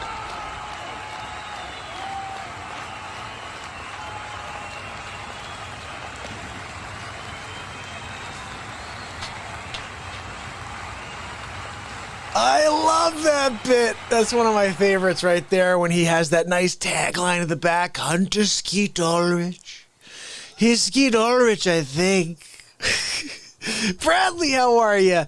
Brad's in the house. I just want to say hello to everybody real quick that I may have missed. Ambi, you are hilarious. Kevin. Yeah, Kevin says he can't stop watching because it's actual news. Well, buddy, George Rishow in the house, my brother. Listen, Kevin, we're not done yet. You shouldn't go anywhere yet because this show is only, let's see, we're an hour and 30 minutes into a 4-hour broadcast. So we still have 2.5 hours left. Where are you going? So anyway, here we go. I'm going to play you something that will keep this party rolling. This is episode 13 of the Donald Trump Show, my favorite number. And it was a pretty cool little thing that came out when Sleep Sofa Joe tried to pretend that he didn't, start becoming Crazy Joe. And he's like, let me lean on Barack Obama. Joe, love to have a conversation with you. Here we go. It's Hammerl and Jameson with the exclusive Donald Trump with episode 13 of the Donald Trump Show. Thank you very much for joining me on episode 13 of the Donald Trump Show. Tonight, we're talking about this stupid ad that just came out. Did you see this? Sleep Sofa. That's right. He's sitting with Obama. They're sitting together. Actually, I thought Joe was going to fall asleep a few times, but Obama, I guess he's pretty charismatic. He kept his attention. So let's get to it. I don't understand his inability to get a sense of what people are going through. That's very interesting, Joe. I'm wondering if you'll ever be able to get a sentence out without sounding like you're falling asleep. He just can't relate in any way. I can't relate. That's funny. I can't relate to your communist leanings, no, Sleep Sofa Joe. That I cannot relate to. One of the things that I have always known about you, Joe, it's the reason why I wanted you to be my vice president and the reason why you were so effective. Effective? He was effective at smelling young girls' hair and whispering in their ears. But what else did Sleep Sofa Joe do while he was in the White House? Ways in which presidents motivate people. By doing something really ignobling. Doing something really ignobling. I believe Joe thinks that ignoble's a good word. Ignobling. Important, and people go, oh. Or to do something really bad. Oh, wait, Sleep Sofa, you've got me confused now. Because ignoble means dishonorable. And then you said really good.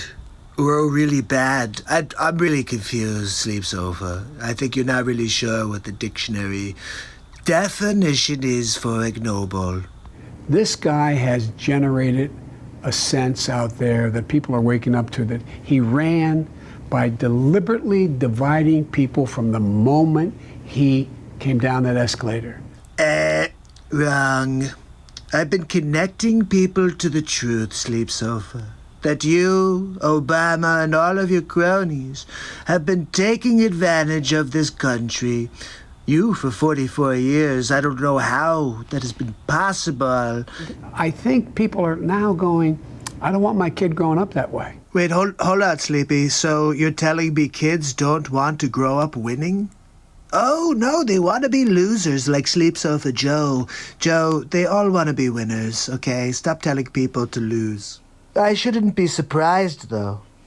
Being vice president is like winning the silver medal at the Olympics. You know what it's like as much as anybody. What are we talking about now?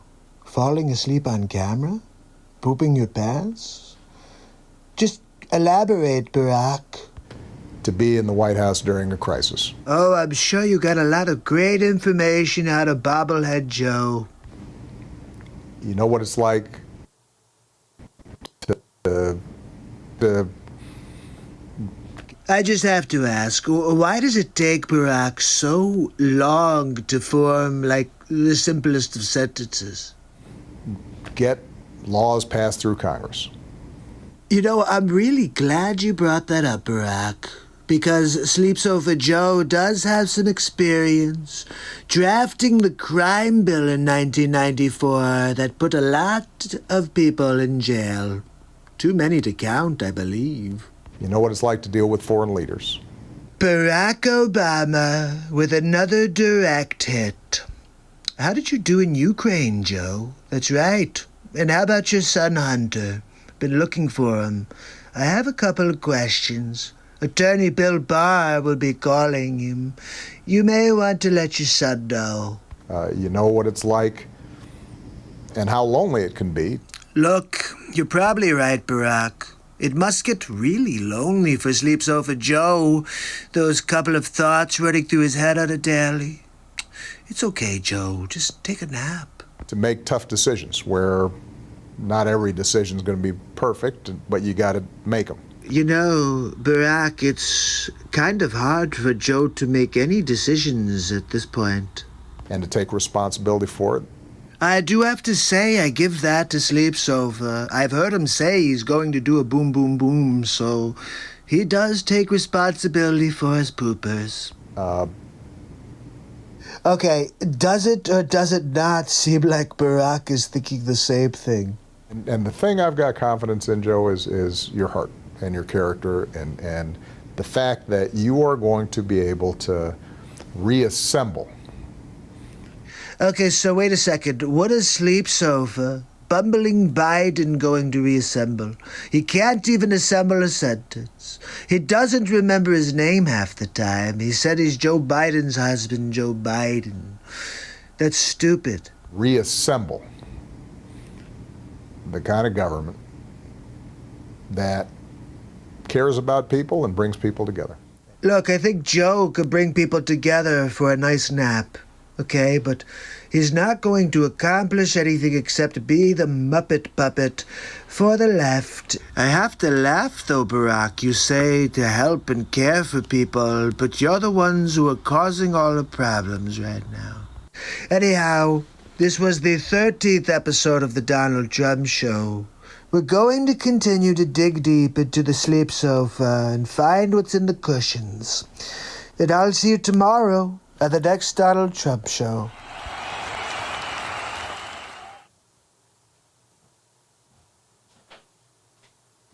I'm here. I'm a-coming. I'm a-coming. Ah, guys. How long was that? 13 seconds? Hopefully. Hopefully it was 13 seconds. So, what did you think of episode 13? I love that episode. I'm going to just show you guys something I think is hilarious. Episode 11 of the Donald Trump Show. Essentially, it's about President G-Hole. Here we go. Hammerl and Jameson live from the studio. Donald J. Trump joins us to talk about President G. Good afternoon, and thank you for joining me on the next episode of the Donald Trump Show. I believe this is episode 11. Unbelievable.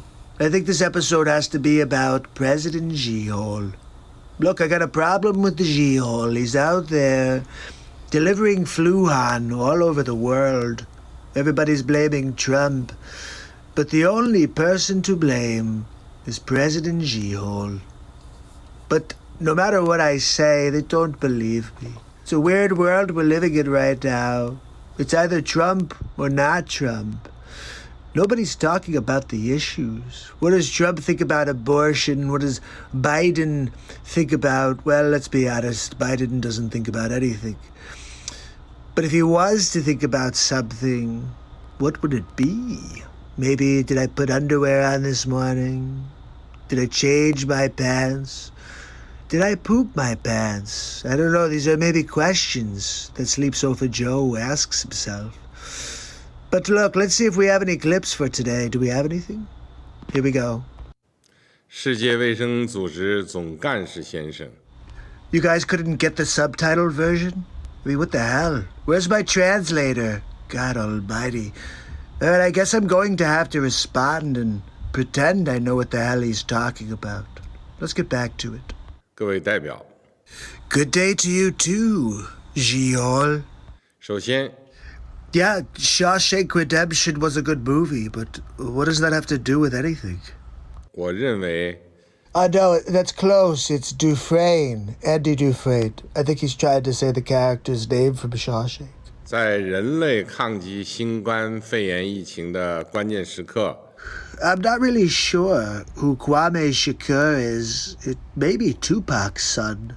突发事件 Oh, it is. Well, I have one question for you, G-Hole. Why didn't you tell me?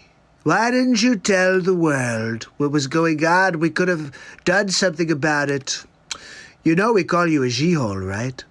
举行这次市委大会 Look, you brought it upon yourself. I can't control your actions, G. We only come up with nicknames for people based on their actions, and you've been a G-Hole, I'm sorry. 具有 You should be, Gio. 十分重要的意义 All right, look, I can't do this anymore. I can't understand him. 人类正在经历第二次世界大战结束以来 I'm not sure I appreciate your tone. 全球 What did you say to me? 新冠肺炎疫情突如其来 Okay, look, I need a translator. I can't freaking do this without a translator. I just can't. I don't know what the hell he's talking about. He keeps saying things. It sounds like he's insulting the Trumper. 最严重的 See? That's exactly what he's doing. He just said it. Ziyunda. 公共卫生 He said invasion. They invaded us with coronavirus. 现在已经波及 I'll tell you what, G-Hole, if you ever speak to me like that again, I'm gonna trump you right in the face. Anyway, look, that's about enough for today's episode of the Donald Trump Show. Remember that President G is now President G-Hole. Sleep Sofa Joe is probably taking a nap right now, and I'll see you tomorrow on the next Donald Trump Show. That's the President G-Hole episode, guys. You sometimes have to leave it out there and just let it breathe. So we've been playing a lot of Donald Trump episodes for you. What do you think? Do you guys like them? Do you want to see more? Do you want to see something else? You give me an idea, I'll play you whatever. I got a lot of crazy things here, people. A lot of craziness. Like, what was episode 26? 26 was about SCOTUS. This is about the choice they were making and how the Democrats are just complete hypocrites. But so are the Republicans, so either way. But still, this is showing the Democrats being hypocritical. Here we go. It's funny, I think. I don't know. Just pay attention to a couple of the references inside this one, okay? Here we go. It's Hammerl and Jameson live from the studio. We head to Donald Trump, who's back. That's right, out of retirement for episode 26 of the Donald Trump Show. Thank you. Thank you very much. Well, I'm back. Can't believe it. Look, they didn't expect me to come back so soon, but there's just so much information about Sleeps Over Joe. And of course, we're dealing with the new SCOTUS pick. Look, we're talking about a very talented judge here. Amy Klobuchar and all of these other people had a problem with the Republicans and how they handled it before I became president. And now they want me to hold the seat open because Ruth Bader Ginsburg has a dying wish, really? Oh, did she not ever read the Constitution before? Because the Constitution, well, I'm about to go into exactly what the Constitution says. Actually, let's listen to the people that are now saying, leave it open. You can't do it. We're going to impeach you. Let's take a look at the tape. The issue is we have to do our jobs. That is the issue, Klobuchar. That's exactly why I ran for president in the first place, because none of you are doing a job for anybody but yourselves, really. Yesterday, we had 4 constitutional experts from around the country, from Chicago, from North Carolina, and they all said the same thing. They said shall means shall. Oh, thank you, Amy. I'll take that as a pat on the back, because I just nominated someone yesterday. When the Constitution says that the President shall nominate and that the Senate shall advise and consent, that is what it's meant. You know, Klobuchar sounds very level-headed right now, but all of a sudden they're going to impeach me? Well, she said that they do it, but now they want to... I'm confused. I really don't know. So it's okay for you, but not for me, right? We have been through incredible civil rights differences in this country and conflicts, yet we have always filled the seats on the Supreme Court. I really don't understand, Klappertuber. How is it that you could be okay with filling the seat, except when it's Trumper? It seems a little racist towards the Trumper, really. Are you a xenophobe towards Trump? I think you're a Trumpophobe, really. The judicial branch is supposed to be insulated from the politics of the day. You know, Amy, why don't you say that to your face? That's why we are demanding hearings and asking for an up and down vote, just as the Constitution asks us to do. Where the frig is CNN when you need them? You think they'll play this Trump show? They should. But no, you'll never see it unless you tune into Real Talk, really. Come on. They just told you. It's the freaking Constitution. Thank you, Leader. You know, I've served in the Senate longer than anybody who's here. Really? Are we supposed to be surprised by that, Jason Robards? We will not do our job. We will not do what we're paid for. We will not do what we're elected for. We will not do what we're taking some oath to do. We will not do our job.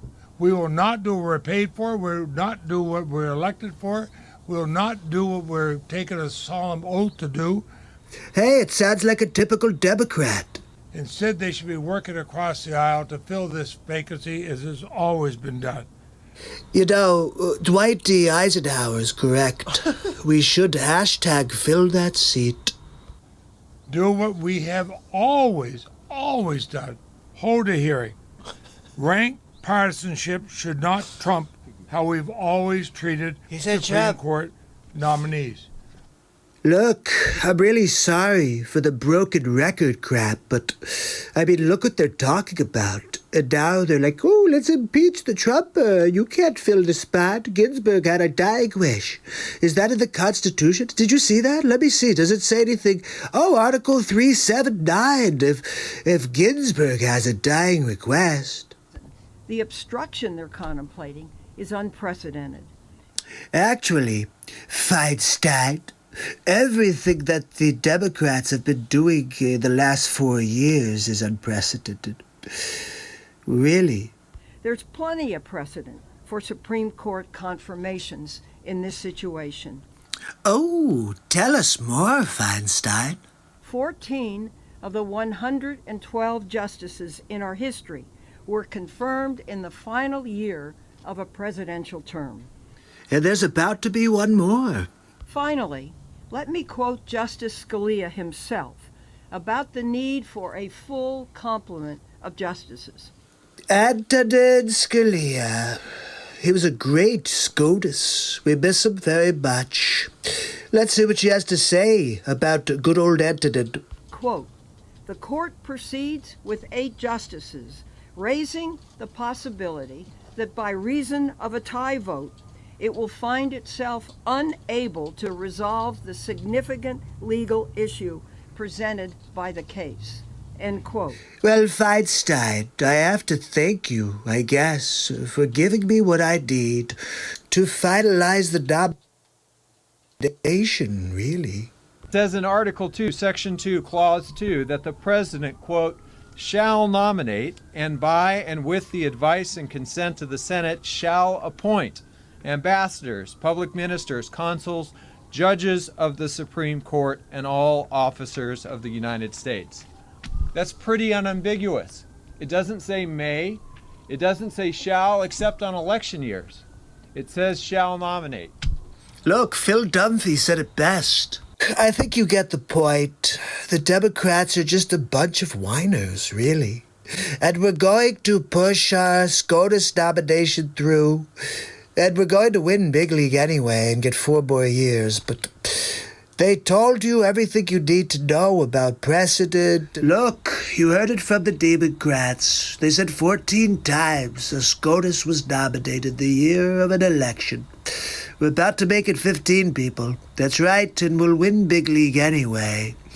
Look, I'll see you on the next Donald Trump show. Have a good night. Oh, that's such a good episode. Guys, so bottom line is, Bradley asked what I'm doing on Thanksgiving Day. We're looking at, I think it's November 26th for us here in the United States, which is also my brother's birthday. And what I'll be doing, good question. If depends on who wins the presidency. I may be hiding under a rock if Biden wins. But I'll be broadcasting from under that rock. I also joke a lot, but like if you ever can't find me on any platform one day, it's either something bad happened or I'm on a mountaintop somewhere because there's no internet and there's no way to reach you. So I'm putting on a show somewhere. But I hope to be here every day and hope that happens for a very, very long time.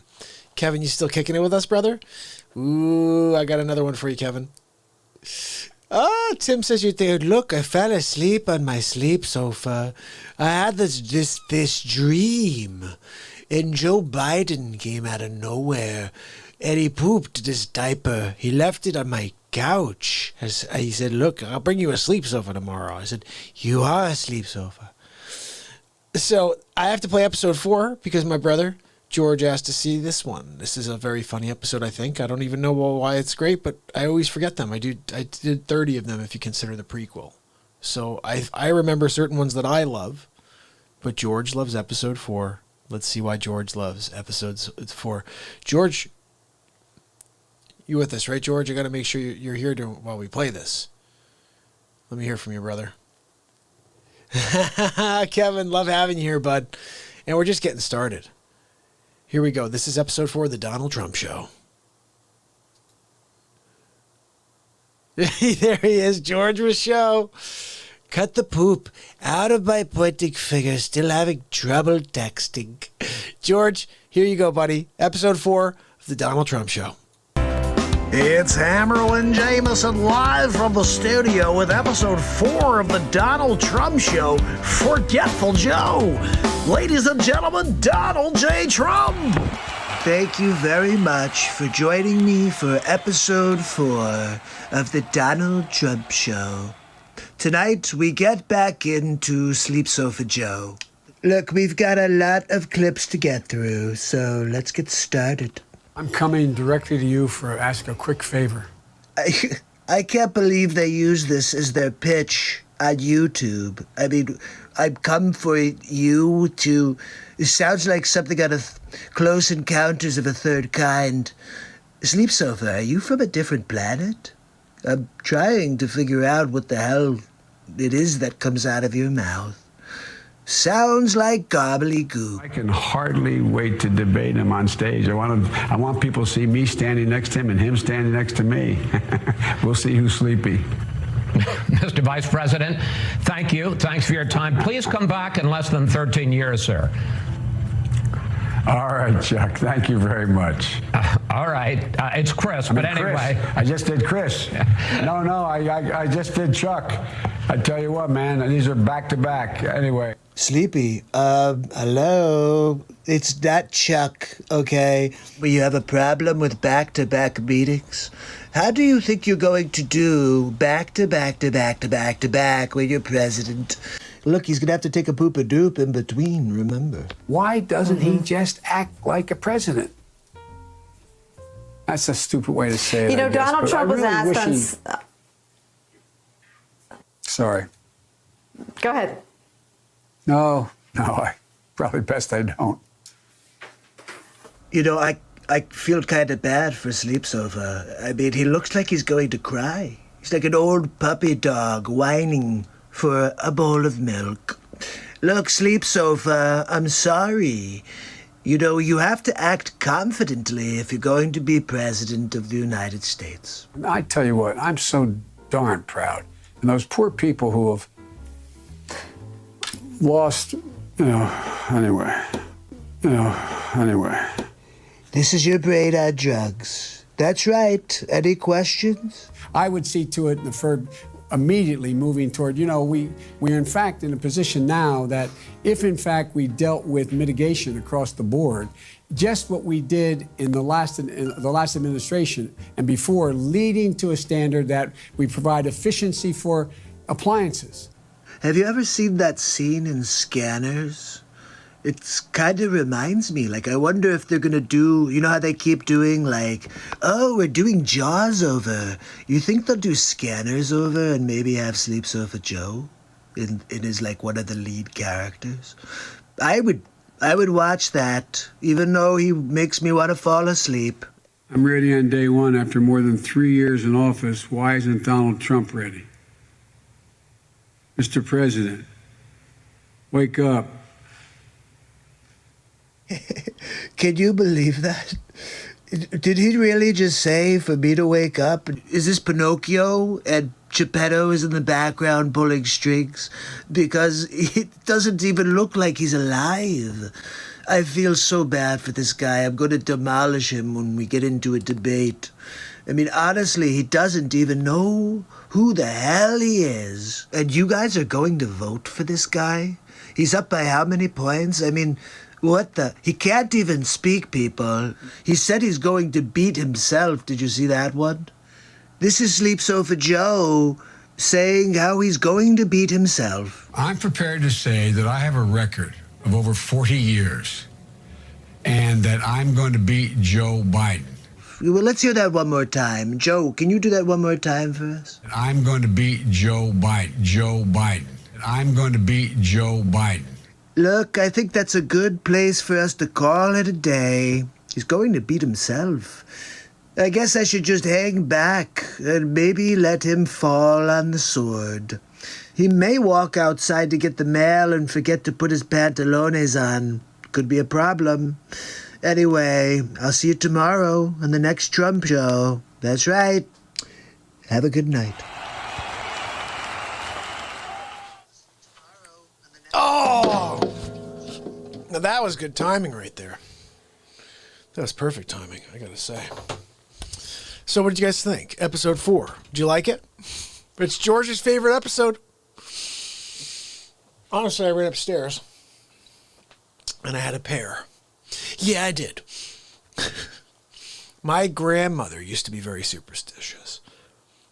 She used to tell my father that if you had a piece of fruit after 10 p.m., you were going to die. She also believed that 13 was a very bad number. And I was born on April 13th. So when she was about 78, I used to drive her to CVS to pick up her things. I was about 17. And I take her. Now, one funny side story, my aunt was born on June 13th, but her entire life, my grandmother said she was born on June 3rd, and the hospital made a mistake. I'm not even joking.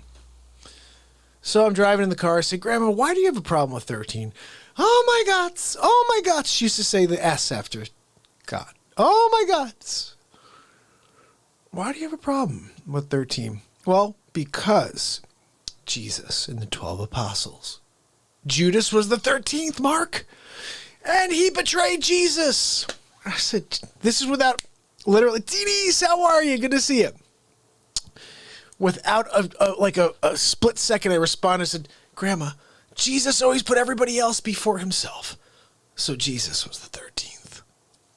And I cut through her entire life of superstition in that moment, and she started laughing.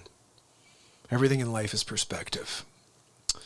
Jesus would have indeed called himself the 13th. It's not Jesus and the 12 apostles. It's the 12 apostles and Jesus. It's the only way he would have seen it.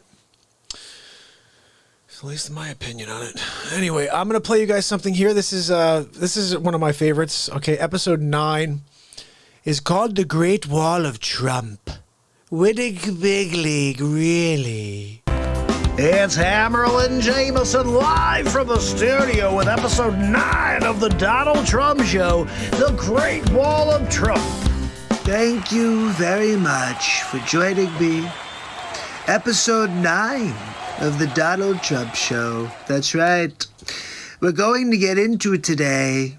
I've got a lot to share with you. Border wall. Everybody's always saying, Trump, when are you going to build the border wall? We're building the wall. But they gave me such a hard time. Such a hard time. The President of the United States, having failed to get Mexico to pay for his ineffective, unnecessary border wall. We'll get back to Schumer and Pelosi after some other clips. I think you guys may like these others, and we'll put it all into perspective. It's Trump Show. I'm just going to show you how other presidents felt about immigration. The bill before us will certainly do some good. Well, let's start with that. He says he wants to do some good. Let's see what's next. It will authorize some badly needed funding for better fences and better security along our borders. Holy cow. Obama wanted to put up a fence. Nobody cares. I want to build a wall stronger. They have a problem with that. We're talking Three Little Pigs, people. He wants to use a fence. I'm talking about a wall that the big bad wolf can't blow down. The fence is now basically complete. Wow, Barack, you got 5 years out of that fence. Good job. We had to start building an actual wall because what you did was crap. Maybe they'll need a moat. Or maybe they'll need a wall.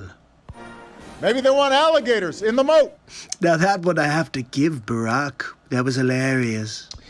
Still, I'll take the wall. Every place in this country are rightly disturbed by the large numbers of illegal aliens entering our country.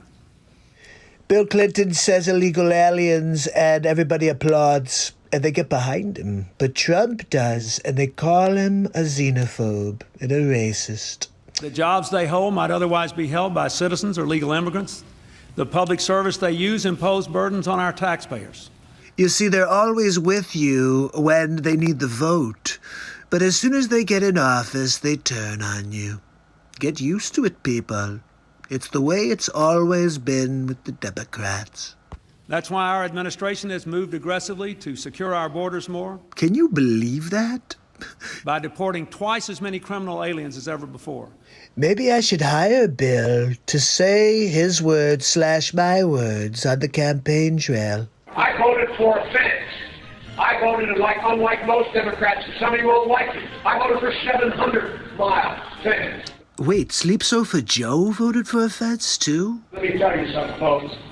People are driving across that border with tons, hear me, tons of everything from byproducts from methamphetamine to cocaine to heroin. And listening to Sleep Sofa talk about the same issues I have with illegal aliens is just kind of laughable. It's all coming up through corrupt Mexico. Joe Biden mentions the drugs. He mentions the illegal aliens coming across the border. And he wants 700 miles of fence, no problem. He's not a xenophobe. He's not a racist. You call Trump whatever you want. That's the problem. You guys just make up your fake news. What do we have next? Anything left? Former presidents have said to him that they wish that they had built a wall. Do you recall President Obama ever saying that? Come on. Bumbling Biden. At it again. Look, guys, you could tell it's a double talk situation with Biden. Everybody before me wanted a wall. Remember when Schumer said ineffective wall? Construction of a 630-mile border fence create a significant barrier to illegal immigration on our southern land border. So let me get this straight. In 2009, a fence is significant, but in 2020, a wall is ineffective? Really? Everybody before me wanted a wall. Trump gets it done. Kevin, you want that for your mom? Just type in MARKPIRES, Real Talk, Donald Trump Show episode, died. Yeah, you got to type in that much because literally I am shadow banned like a mo on YouTube. Kevin, I was here for 608 days. Count them. 608 days to 295 subscribers. And it wasn't until Sig, our brother Sig here, was a regular. And he's like, why are there only 4 people in this room? And this guy's doing a 4-hour show every day, like killing himself for these 4 people. And I'm like, because you 4 people, I love you. Like, this time we have is short. The world is so negative right now. It's become completely infectious, more infectious than Corona. And I think if we could figure out how to shut off the noise and show up here for some positivity, for some laughs, for some music, we're going to elevate ourselves. We're going to level. We're going to level ourselves up to some place that you can't get outdoors. Because they've proven that. They're continuing to divide. Well, we're coming together here. That's why this program is non-denominational. This is just a program for us, no matter where you come from, what your beliefs are, we come together on one principle: light. We come here to connect and feel great. And in a world that's dark, there's nothing better than the light. And that's all we have. I've been connecting to it for so long now that I just feel like it's something that makes total sense. That's why when I say things to you like that, like Jesus would be the 13th, absolutely. These is common sense to me. When you've connected and channeled to an energy like this for so long, Kevin, this is living in the moment for 651 days. Every single face swap you're seeing, every Donald Trump show, I do right before the show, improvisation. I've never written a thing for the show. Every joke I make as Donald Trump, everything I say in response to something stupid Sleep Sofa Joe says, Joe Biden rapping, everything happens in the moment. Nothing here is scripted. We do 3 to 6 hours every day unscripted. That's right. Granted, an hour or so of that I'm playing face swaps of material I've written, or not written, but I've created over the last 500 days, 400 days. But it's fun. I'll go back and watch something 10 times. I laugh every single time. I don't know. I know it's my stuff, but I forget what I did. And then when I watch it, I laugh all over again. So without further ado, let me play you another one here. This is where I took Sleep Sofa Joe down and made him look like a mental. And where if anybody wants to vote for this guy again, you may have something wrong with you. And you may have to get yourself looked at. Because if we're talking about a racist xenophobe, really... Amarilyn Jameson live with you from the studio. We go to Donald Trump with episode 7 of the Donald Trump Show. Right in Biden. Thank you very much for joining me on episode 7 of the Donald Trump Show. We're going to get right into it today. I've got a lot more on Sleep Sofa Joe. That's right, we're calling him Bumbling Biden as well now. So let's get into it. What do we got? First clip of the show. You gotta, I mean, we gotta reassure. Look, here, my message to everybody I talk to is we're gonna get through this. Are you sure, Joe? It looks like you can't even get through a sentence. We provide a Medicare option. That's exactly what Rap Rock and I talked about in the beginning. I'm sorry, did he just call Barack Rap Rock? I didn't realize he had a pet name for Barack Obama. Hey, Rap Rock, let's get together and go and talk about that foreign policy. Hey, Rap Rock, you want to get together and play some basketball? Hey, Rap Rock, could you make me a PB&J? Absolutely hilarious. I made a mistake. I said it 14 years ago. I trusted George Bush to keep his word. He said he was not going to go into Iraq. This is when it gets really interesting. You ready? Only way we're going to get rid of Saddam Hussein. And it's going to require guys like you in uniform to be back on foot in the desert, taking taking Saddam down. Wait, I'm sorry, but didn't you just say that you were against the war, Sleep Sofa? I think he's losing his memory again. From the moment shock and awe started, from that moment, I was opposed to the effort and I was outspoken. Let's take a look at Outspoken Joe. Yes, maybe his news. Maybe we'll call him Outspoken Joe if it's good. Let's see. Some of my own party have said that it was a mistake to go to Iraq in the first place. But the cost of not acting against Saddam, I think, would have been much greater. The President of the United States is a bold leader, and he is popular. No, after that clip, that's it. We're going to call him Backtrack Biden. That's right. He backtracks. He said that he didn't support the war, that he's talking about George Bush like they're best friends. I'm not sure what's true with Sleep Sofa Joe. When I marched in the civil rights movement, I marched with tens of thousands of others to change attitudes. And we changed attitudes. When I was about the age of the guy standing over there, I got involved in the civil rights movement. And now, the truth. I was not an activist. I was not out marching. I was not down in Selma. I was not anywhere else. Okay, so basically, Sleep Sofa Joe never did any actual protesting, although he's been campaigning on it for his entire career. The first year in law school, I decided I didn't want to be in law school and ended up in the bottom 2/3 of my class, and then decided I wanted to stay, went back to law school, and in fact ended up in the top half of my class. Look, I really want you to pay attention to the detail in this video right here. I think I probably have a much higher IQ than you do, I suspect. I'm pretty sure that your IQ is a moving number, Sofa.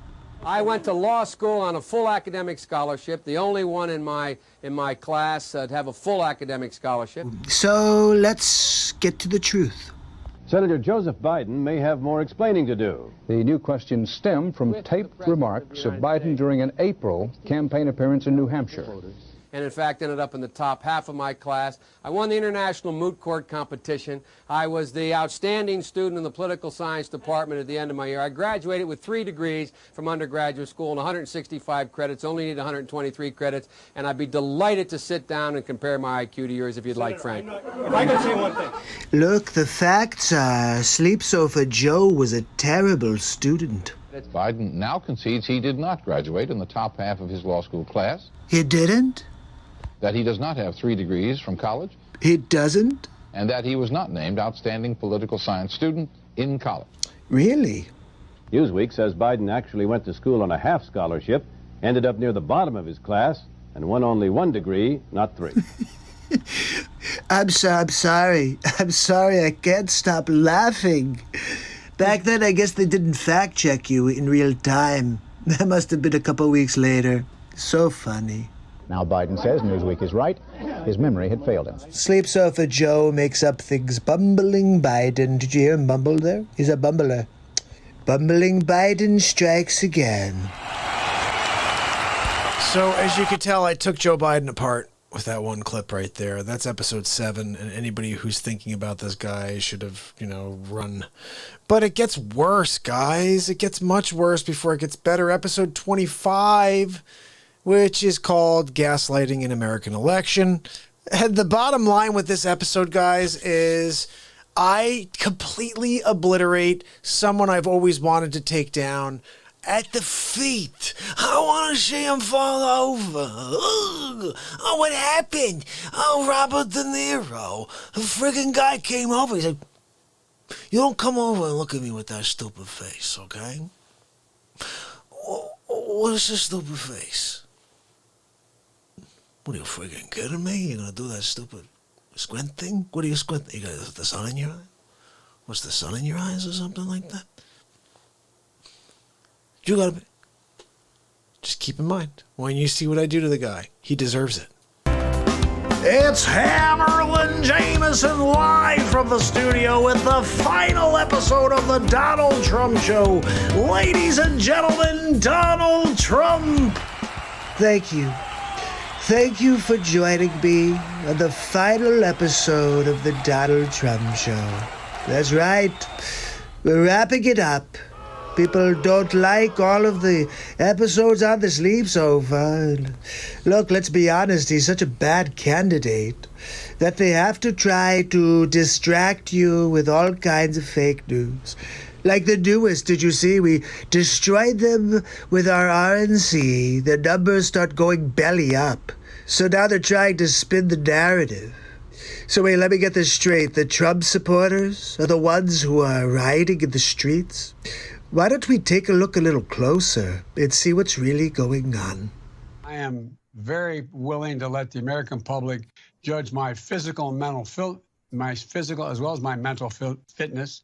Sleep Sofa, you just failed the test. My physical and mental my physical as well as my mental fitness. My mental fitness. Wow, tongue-tied, bumbling Biden. Welcome to the show. I just don't even know why there aren't uprisings all over the country, and maybe there will be. There she is, Nancy Pelosi. Oh, how is that hairdo? No mask, huh? Oh, but no one's above the law. But you, huh, Nancy Pelosi? Look, let's get the gaslighting going. Here we go. People need to start taking to the streets. This is a dictator. When did Glenn Beck turn into such a chooch? I know, it's not really him, but that squarehead sure looks like him. You know, there needs to be unrest in the streets for as long as there's unrest in our lives. Wait a minute, but didn't you say the Trumpers were the ones out on the streets? Who's lying now? Oliver and Cox? Show me where it says that protests are supposed to be polite and peaceful. Well, it's called the First Amendment of the United States, Chris Cuomo. You should probably read it sometime. Do something about your dad's immigration practices, you feckless. Wow, super classy. You should do something about that face. You've got RBF, resting bee face. That's right. When they go low, we kick. See, behind closed doors, it's not when they go low, we go high. It's when they go low, we kick them. They've been kicking the hell out of the Trumpers since I came down the escalator, really. How do you resist the temptation to run up and wring her neck? I mean, news reporters threatening violence? Guys, are you paying attention? Biggest terror threat in this country is white men, most of them radicalized up to the right. Now this one's hilarious. Don Lemonhead. Are you kidding me?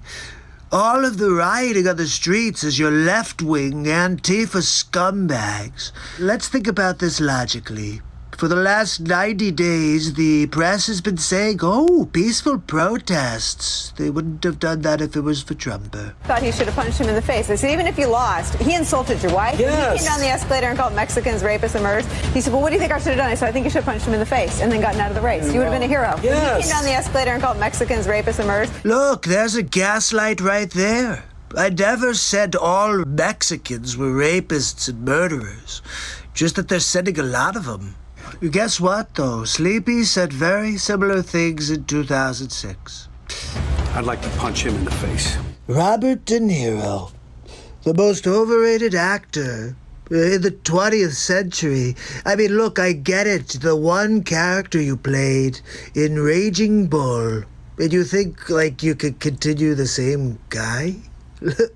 Look, you're terrible in everything else. The same character over and over and over. Let's squint our eyes and talk the same. So I'm not really putting too much stock in Bobby De Niro. I said if we were in high school, I'd take him behind the gym and beat the hell out of him. You see that? Sleepsofa Joe is the one who's behind all of the gaslighting. Sleepsofa, bumbling Biden. He wants to fight me behind the school. Look, let's go, Sleepy. Very willing to let the American public judge my physical and mental my physical as well as my mental fitness. I just had to watch that again. Oh my goodness, he's such a marble-mouthed, muffin-headed bumbler. Sleeping on his sleep sofa, little Joey futon. Punch some people in the face! I think that werewolf made Winona Ryder pee her pants. That's what it looked like there. Let's watch that again. Punch some people in the face! Yep, I think so. And also Matthew Modine. Looks like he's cast for the part of Val Kilmer. When was the last time an actor assassinated a president? Well, ancient history would tell us that it was John Wilkes Booth. He shot my favorite president of all time, Abraham Lincoln. And of course, he was the first Republican, but most people don't know that. But I have to say, Johnny Depp, I used to like you when you played Jack Sparrow. Who knew you'd turn into a real-life scumbag pirate? Do you have scurvy? They're still going to have to go out and put a bullet in Donald Trump, and that's a fact. Now, that's the first time I've ever heard that. Pensy, do we have this guy's information? Yes, Mr. President. We have the location on one beaker from Sesame Street. Where is John Wilkes Booth when you need him? Very clever. I see your husband is the ghost of Christmas past, so you got that going for you. This way. That's it right there. Pull it up. Remember this one? Somehow I still look better than Kathy. I have thought an awful lot about blowing up the White House. Do you remember this when Madonna stood outside the White House right after I won? You guys have been doing this since day one. A Missouri state senator is under investigation by the Secret Service after saying she hopes President Trump is assassinated. What the frig is wrong with this country? I will go and take Trump out tonight. This Maxine Waters, she's one of the worst of them all. And if you see anybody from that cabinet in a restaurant, in a department store, at a gasoline station, you get out and you create a crowd. And you push back on them. And you tell them they're not welcome anymore, anywhere. This is when it got bad. Maxine Waters standing there, lighting the fire, yelling, get in people's faces. Do you remember when that started happening? People having dinner and being yelled out of restaurants? Yeah, that was all them. But no, let's blame Trump somehow. And sadly, the domestic enemies to our voting system and our honoring our Constitution are right at 1600 Pennsylvania Avenue. Are you kidding me? This is Pelosi right here, right? She poisons everything. I offered $10 billion to the Postal Service, and she said no. They're the ones who are destroying America. The Democrat socialism is just communism, really. Talk to anybody who's dealt with people who are like, hey, socialism, and then 5 years later, it's a communist country. It's going to happen here under Sleep Sofa Joe. They're not going to stop before Election Day in November, and they're not going to stop after Election Day. For the record, this is the vice presidential candidate for the Democrat Party. And that should be, everyone should take note of that on both levels, that this isn't, they're not going to let up, and they should not. They're not going to let up, and they should not. So wait, if they're your people, and they shouldn't and will not, how did they become my people? If you think we're rallying now, you ain't seen nothing yet. Look, I think I've made my point. That the people on the left are crap, really. And all they've done since the beginning of 16 is try to derail my presidency. And they're trying extra hard right now. And it's all because of this.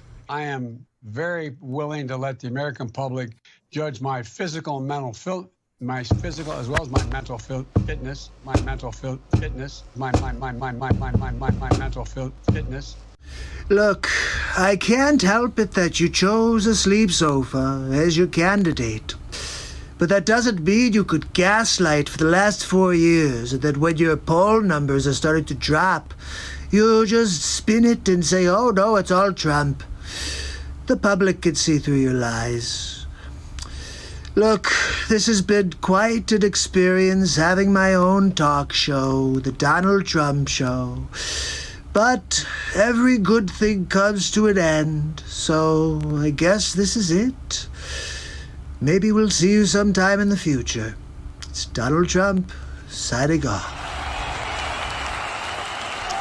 You know, I'm going to prove to you guys that every single episode of The Trump Show is funny. So we played 11, we played 13, we played 9. Pick a number between... Someone picked the first person to pick a number between one... that we haven't played already, but between 1 and 29.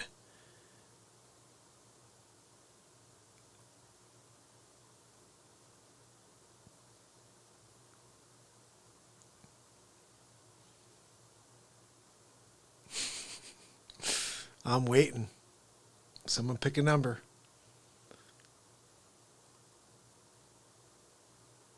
Problem is someone's going to pick the one that I shouldn't be playing because I'm going to get kicked in the head by Warner Brothers, but the best one is I can't say. Let's see. Someone pick a number out and I'm going to roll with it. Something's coming through. Okay, I saw 17 and then I saw 24. So Tim's first at 17. Tim Beers, my brother. Episode 17 is a classic. This episode is official. I've been censored by Facebook at least 7 to 10 times in the last month, where they'll put false COVID-19 information on my posts. But we don't even talk about COVID. They're just us being here. We're connecting. No vulgarity. We're just building light. We're playing music. We're laughing. And they censor it. So just be forewarned at what's going on right now. Because we have something called The Trump Show. Okay, whatever. Episode 17. It's called Facebook Zucks. Here we go. It's Hammerl and Jameson live with episode 17 of the Donald Trump Show. Thank you for joining me on episode 17 of the Donald Trump Show. Tonight we talk about Facebook and how much it zucks, right? I mean, seriously, Zuckerberg. I gave him every opportunity to do the right thing. But he keeps censoring the conservative point of view. Look, if you're going to censor everybody. Let's take a look at some of these clips and see what's going on out there. You have previously given testimony to the Congress saying that there is not editorial manipulation that disadvantages conservatives. So wait, so you're telling me that Mark Zuckerberg told Congress that he does not censor conservative content? That is laughable, really, right? Just like in the case of Google, there have been whistleblowers from Facebook that not only have offered evidence indicating your testimony was not truthful, but there's even video that suggests that content moderators that you employ are out there disadvantaging conservative content. You ever seen Mark Zuckerberg sweat before? Watch this. I'm wondering if you are familiar with the experiences of Zach McElroy and Ryan Hartwig, two people who participated in Facebook content review. Ah, friend of the Real Talk Show, Ryan Hartwig. Look, if you want to hear the real scoop about Zucks, you should check out the 3 times that Ryan was on the Real Talk Show. Anyway, let's see what else is here. And what is your response to the very damning video evidence and the testimony from them that the culture that you lead within Facebook is one that disadvantages conservatives and leads to content manipulation? Now that is a question I would like the answer to. I'm somewhat familiar with the concerns that they've raised. As I've said, we aim to be a platform for all ideas. Is Zuckerberg out of his freaking mind? What is he talking about? The last thing that you are is a platform for all ideas. We got into this because we want to give everyone a voice. Everybody gets a voice. Unless you disagree with Mark Zuckerberg's political leanings, of course. I certainly do not want our platforms to be run in a way that has any ideological bias. An ideological bias? Are you serious? You know you Zuck, right? I mean, you 100% are biased against me. You're biased against anybody who loves America. And I want people to be able to discuss a range of issues. A range of issues that you choose, right, Zucks? When people raise concerns like that, we do look into them to make sure that that everyone in our operation is behaving and upholding the standards that we would like. So basically you're saying that everything's going to plan. I know that we have ongoing training in what we do. I think what we're trying to tell you is that you're training Zucks. I'm concerned that the content review does reflect the values of the company, but those values don't in fact give everyone a voice. They prejudice against certain content. Matt Gaetz with the left hook. It seems disingenuous for you to suggest that these videos come out that are very damning, that show the people that you trust with content moderation admitting on video that they disadvantage conservatives, that they label people who support the president as a way to push down their content and limit the reach of that content. Just like the way you've been holding down the Real Talk Show. You don't like it when they push the Trumper. Look, you can't stop the Trump. For you to then come to us many months later after that was all over the news and the internet and say, well, you know, you'll get back to us and you do a little training, it seems to suggest that you don't take these allegations and this evidence very seriously. Is it me, or does Mark Zuckerberg look like an Antifa guy right now? Look at that look in his eyes. He doesn't like being told what to do. Would you at least be willing to acknowledge, based on the irrefutable evidence before us that you don't seem to have investigated, that it is possible that at Facebook, your employees do have the power to disadvantage conservative viewpoints, and that they in fact have used that power in ways that we need to root out? Oh my, Zuckerberg's got his hand in the cookie jar. Congressman, my testimony in the past and today is about what our principles are as a company and what we try to do. What you're trying to do is steal an election from Trump. And when you fire people as a consequence of their politics... Wait, what? Do you think that that impacts the culture and perhaps empowers some of the content moderators to also treat people worse as a consequence of their politics? I'm not aware of any case where we have fired someone on behalf of their politics, and I would say that would be an inappropriate thing for us to do. Now, I have it on good authority that they got rid of Ryan for his political leanings as well, but let's listen in to what Matt Gaetz has to say here. Why did you fire Palmer Luckey? Palmer Lucky's NDA with you, I only have 10 seconds, but Palmer Lucky's NDA with you doesn't allow him to talk to anyone except government officials. I'm a government official. I've seen the messages where you have specifically directed Mr. Luckey to make statements regarding his politics for the benefit of your company. I'm pretty sure that's a no-no, right? So I think both in the case of these content moderators and in the case of the testimony you just gave regarding Mr. Lucky and firing people over their politics, there is serious question as to whether or not you're giving truthful testimony here or whether it's lying before Congress. I see my time's expired and I'll yield back. Bravo! Mr. Gates, you have arrived. I can't believe what I just heard. You took Zucks down. Almost like you're a billionaire. Maybe one day you'll be a billionaire, at least 120 millionaire like Pelosi. I don't know. Anyway, look, let's see if there's anything else here. We certainly try to do this in a way that is neutral to all viewpoints. We want to be a platform for all ideas. Is that Mark Zuckerberg or Mark Zuckerbat? We're a platform for all, for people to have a voice, everyone but Trump. I don't think you build a social product with the goal of giving people a voice if you don't believe that people being able to express a wide variety of things is ultimately valuable for the world. And we try to make sure that our policies and our operations ultimately reflect and carry that out. Then how could you ever censor the Trump when you know the world values everything that I say? In terms of the people setting the policies, I think it is valuable to have people with a diversity of viewpoints involved so we can make sure that we have the different viewpoints represented in the policy development process. Guys, look, it's Diversity Mark. And we also consult with a number of outside groups whenever we develop new policies to make sure that we're taking into account all perspectives. Are you kidding me? That sounds like something that he just made up. I mean, you said you reach out to outside groups. Can you think of one conservative outside group that you reach out to and use as a content moderator? I have to say, this guy's fantastic. His line of questioning gets right to the heart of it. Congressman, Did you hear that? Yeah, you're caught out, Mark. I'll tell you, this should be the trial of Mark Zuckerberg.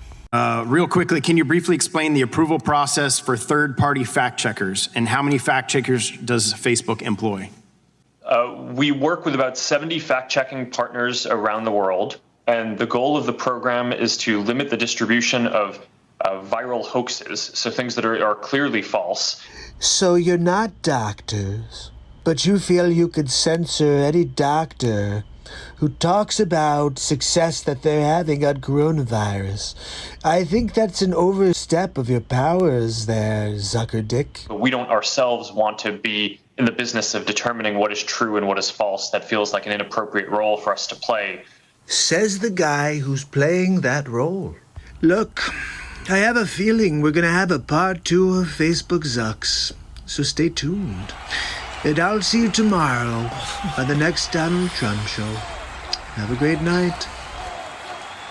Mark Zuckerberg, sometimes a.k.a. Mark Zuckerchooch. Oh my goodness. Kevin, I'm so glad you stuck around, brother, and thanks for spreading the word. We're here every single day. I've been here for 651. I'll be here forever. I'm not going anywhere. Just join me. So I want to play you episode 14, which is basically Nancy Pelosi 2. It's called Don't Drink the Nancy Pelosi. Here we go. It's Hammerl and Jameson live from the studio, but we're going to take this to Donald Trump for episode 14 of The Donald Trump Show. Welcome and thank you for joining me on episode 14 of The Donald Trump Show. Tonight we're talking about Pelosi again. That's right. Don't drink the poison. Also, don't eat any food prepared by Pelosi. Everything she touches turns to poison. Anyway, I've got some amazing clips for you today of Pelosi. We're going to see her in action again. She's a terrible human being. Take a look at this one, for example. Do you think that it is time for Vice President Biden to address this head-on himself? Now, before we get started, you remember how they treated Trump, right? You remember how they treated Kavanaugh when he was trying to be nominated? They stepped all over the man's life, his dignity, his integrity. But this Pelosi's talking about Sleeps Over Joe like he's walks on water, really. Take a listen. Well, I have great sympathy for any women who bring forth an allegation. I'm a big, strong supporter of the Me Too movement. I think it's been made a great contribution to our country. Oh, well, this is great. So we should have a really great endorsement by Nancy Pelosi to support this Tara Reid with her allegations. Let's hear what Pelosi has to say. And I do support Joe Biden. I'm satisfied with how he has responded. I know him. I was proud to endorse him on Monday. So let me get this straight. The reporter asks you what you think about Sleep Sofa Joe being accused of rape, sexual abuse, and you're satisfied? What? This is not right, Nancy, no. Very proud to endorse him. Whoa, look, everybody, it's Proud Pelosi. And so I'm satisfied with that. So let me get this straight, Nancy. Because you put your 37 pounds behind Sleep Sofa Joe, you now no longer believe anybody who accuses Sleep Sofa of wrongdoings because you threw your weight behind Sleep Sofa Joe. I just want to make sure that people know what you stand for. Maybe 36 pounds, I don't know. I mean, he hasn't, to be clear, he hasn't addressed it. His campaign has addressed it, but he has not directly addressed it. Should he directly, publicly address it? Did you see? She looks like a deer in headlights. Okay, you guys ready for your first spin class with Nancy Pelosi? I hope you brought your mats. Lay them out. Here we go.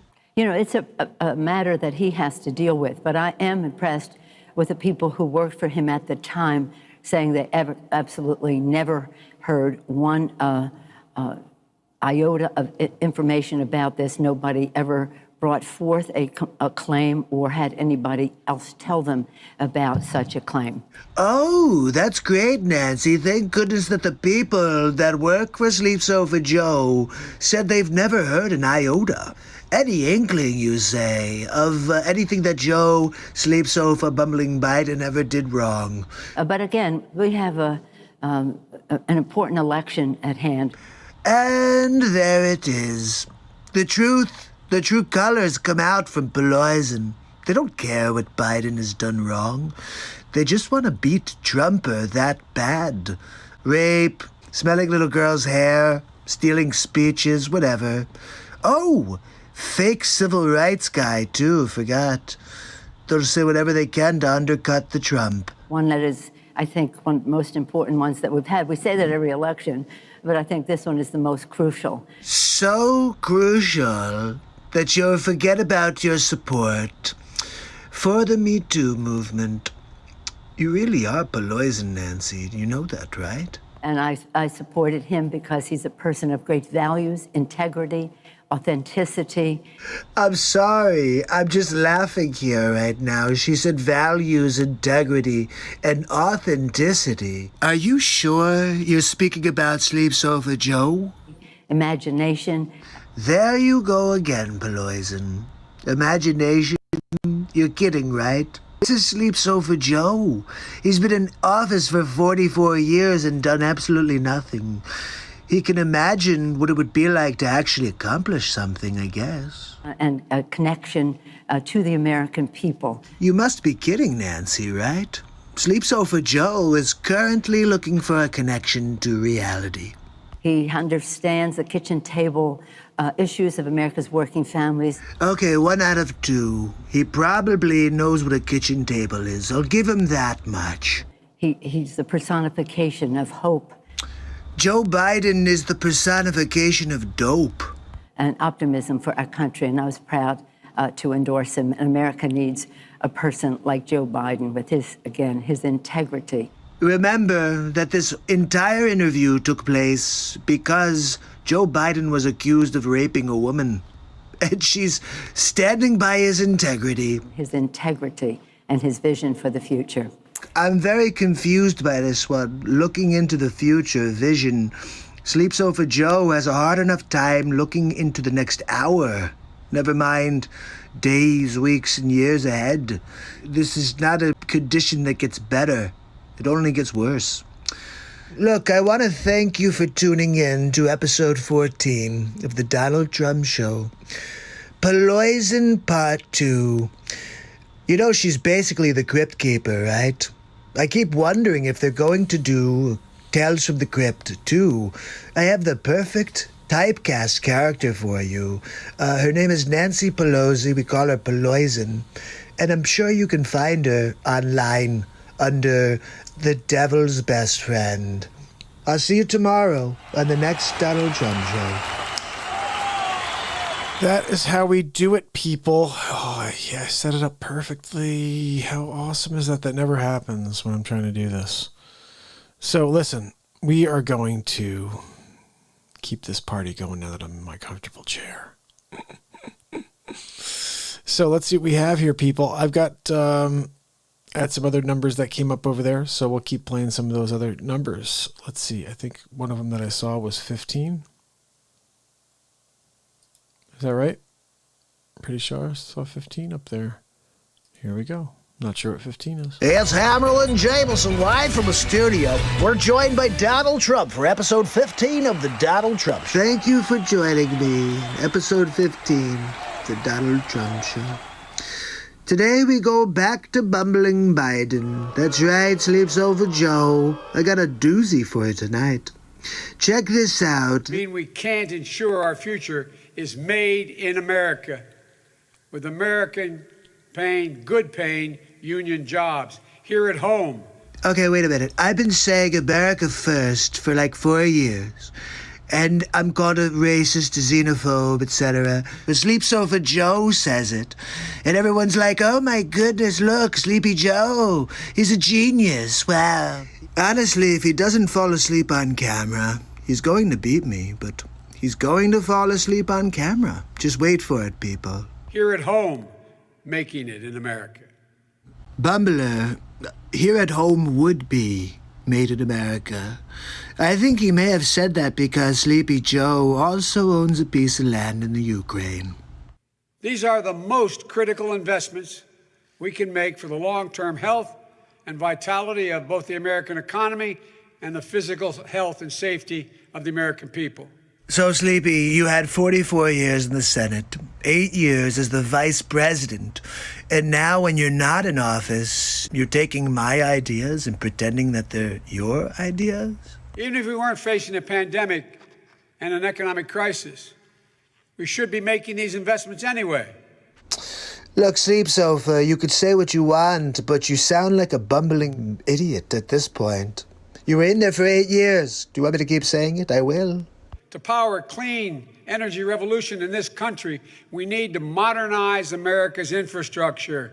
That's right. You wouldn't have been able to modernize our infrastructure in the 80s when you were vice president. You were just vice president 4 years ago, moron. Despite this overwhelming need, this president and the Republican Congress have simply failed to act. Okay, so critique coming from a guy who's been hiding in his basement since he left office at 16. He was in his basement pre-coronavirus. You know that, right? 10,000s. Actually, tens of thousands. How many? 10,000s. Actually, tens of thousands. Wow, that's a lot, Joe. There's no other way of saying it. Well, for Joe Biden, you're right. There's only one way of saying it. The Sleep Sofa way. Donald Trump promised a big infrastructure bill when he ran in 2016. I have massive plans for this country, but the Democrats have not made it easy. Seems like every few weeks, when he needs a distraction from the latest charges of corruption in his staff or the conviction of high-ranking members of administration and political apparatus, the White House announces, quote, it's Infrastructure Week. Sleep Sofa, you know, I have to tell you, I think you should just stop running. Because every time you have a gaffe, or every time you say something super racist, the media starts a race war, or they totally flip it. Oh, he raped someone? Let's talk about how much integrity he has. But he's never delivered. Way to go, Joe. Let's find the 1 or 2 things I couldn't do in the first 4 years, and let's make a big deal out of it. He's never really even tried. I have to say, Sleepy, Sleeps Over Joe is hilarious. Partly for the goofy things he says with a straight face, but then look at what he said there. I haven't tried. I don't try. Are you kidding me? I sleep like 3 hours a day. I don't get paid for my... And I get crapped on all day by you fake news morons. And you say I don't try. Well, I know how to get it done. The only thing that Sleeps Over Joe knows how to get done is putting his head on a pillow and taking a nap. That he can get done every single day, afternoon, night. Look, I've got to go, but I'll see you tomorrow on the next Donald Trump show. Guys, the party just keeps going with the Trump show. I'm a government worker. I work from home. I'm here all night and morning, Tim. I love it. What's up with the shitcoms amassing in Canada?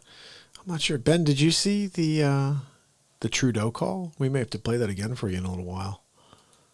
Let me drop one more thing. You see at the beginning of the episode he mentioned, but he's going to fall asleep on camera. Well... It's Hammerl and Jameson live from the studio. We bring you to Donald Trump for episode 23 of the Donald Trump Show. Ladies and gentlemen, thank you for joining me on episode 23 of the Donald Trump Show. This evening we're going to look at Sleeps Over Joe, bumbling Biden. You know, we call him Joey Futon as well. But I have a doozy of a clip for you. I've been telling you for months now that Joe Sleeps Over Biden is going to fall asleep on camera. Well, I have the footage now. And I'm going to show you how sleepy the Sleeps Over really is. Joining us live this morning from New York. Hey, good morning. I told you he would fall asleep on camera. It was only a matter of time, really. Sleeps Over. Wake up. Wake up. I can't believe this. And she's just kind of like trying to play it off. Do you see that? Sleeps Over Joe, the gift that keeps on giving. That's right, we call him Bumbling Biden, we call him Joey Futon, and now we call him Sleep on Camera Joe. Let's see how this goes. Check this out. Wake up, wake up. Look, I think he's snoring. Is that what's going on? Okay, this is your wake-up call, Harry. There's nothing. Yeah, he's snoring. I can't believe it. Anybody have a blowhorn? Maybe you could get like a 78 Camaro outside to blow the horn and wake the Sleep Sofa up. I think he just really got comfortable on his Joey Futon is what happened there. Okay, I'll tell you what. Imagine having to sleep next to that snorer. It's like me having to sleep next to Melania. I've been very vocal about how loud Melania is at nighttime when she sleeps. She sounds like a rhino. Yeah, he's meditating. Look at this typical fake news. He's meditating? Yeah, that's a good line. You know, for a while, I thought that Sleeps Over Joe had mastered the technique of sleeping with his eyes open. But after hearing that snore, there's no way any human being could pretend to sleep with their eyes open and not sound like a train going through Chattanooga. He's taking a little nap. He's taking a little nap. That's right. It's his favorite thing to do. You know, some people have like a list of things they want to accomplish every day, but Sleeps Over tries to figure out how many naps he could get in a day. It's kind of a weird thing. He's already penciling one in for 10 minutes from now. Taking a little nap. I can't believe it. Trumper, I guess I must be like Nostradamus or something. Because I called it. I said, look, between now and November, he's going to fall asleep on camera. It had happened today. And every day, really, he's always sleeping. It just you happen to catch it this time live on television. Look, it's important that you understand that the Trumper is always right. And I'm also a psychic because I knew Sleeps Over Joe would fall asleep on his Joey futon while he's being interviewed by a young lady. It must have been too early in the morning for old Sleepy. But, look, it happens from time to time. But look, I've got to get going now. I will see you tomorrow with the next Donald Trump show. Oh my goodness, guys, they're so silly. I love it. I love these episodes. They're so silly. Let me see. It's getting rather late. I may play you one or two more here. Let's see. This is always a shocker right here. Miguel Obama. Sydney loves this one. I think you love this, Sydney. If you don't yet, you will when you see it again now. I love Joe Biden's reaction. There's a couple reactions at the end that are priceless. Here we go. It's Hammerlin Jameson live with episode 21 of the Donald Trump Show. Ladies and gentlemen, Donald Trump. Thank you for joining me on episode 21 of the Donald Trump Show. Tonight we're going to talk about Sleeps Over Joe, but we're also talking about Michelle Obama. Not sure if you saw her speech, so we're going to go over a little bit of it. But also, I found an oldie, but a goodie. We're going to get into it. Let's see what we got. Welcome to Kingswood Community Center. Is Sleeps Over trying to do his best Clint Eastwood or what? He's looking like all into the distance like, make my day, dirtbag. Actually, that's the one down I used to work. As a joke. You didn't know where we were anyway. The truth comes out. Bumbling Biden. Did you hear him? He said every time he gaffes, he says, that's a joke. We know you're a joke, Sleeps Over Joe. But you really have no idea where you are, do you? Where are you? What state are you in right now? And here at home, as George Floyd, Breonna Taylor, and a never-ending list of innocent people of color continue to be murdered. Miguel, I agree with you. Any innocent people should not be getting murdered by cops. But let's be honest, George Floyd, he's a 5-time criminal on his way to being 6th. And unfortunately, that bad cop, yeah, he was maybe racist, I don't know, but he's a bad cop. Terrible cop. He should be in jail forever. And he murdered him. But no, that was horrible. But anybody who's murdered, but don't say countless. I think it was 13 last year. What's countless is all of the little boys, girls, adults, all of the people that are dying constantly that are not part of the Black Lives Matter movement. Stating the simple fact that a Black Life Matters is still met with derision from the nation's highest office. Look, I love Black lives, Michelle. What we get instead is chaos, division, and a total and utter lack of empathy. You see this? It's like I should write down what she's saying, and then you could write Antifa on top, and you'd say, that's what's going on right now. They see an entitlement that says only certain people belong here. What is she talking about, Bushwood Country Club? That greed is good and winning is everything, because as long as you come out on top. Says the former First Lady of the United States, living in a $12.5 million house in Martha's Vineyard. It doesn't matter what happens to everyone else. Why did you and your husband, because you want to all of a sudden take credit for him, why did you cut off funding to the historic Black colleges and universities? I refunded them, by the way. You ever heard of the Jail Reform Act, Michelle? Well, your husband didn't. I released 4,400 criminals who really it was like minor offenses, and 97% of them were Black. Why didn't you do that, huh, Miguel? They see our leaders labeling fellow citizens enemies of the state. You know, I'm looking into the Snowden case because you declared him an enemy of the state for just telling the people what you were doing behind their backs. It just goes to show that you didn't just spy on the Trump campaign, you spied on every single human being in the United States of America. Good job. Very good for me. You're going down. So all I gotta say, hashtag Obamagate. Hashtag Shadowgate, really.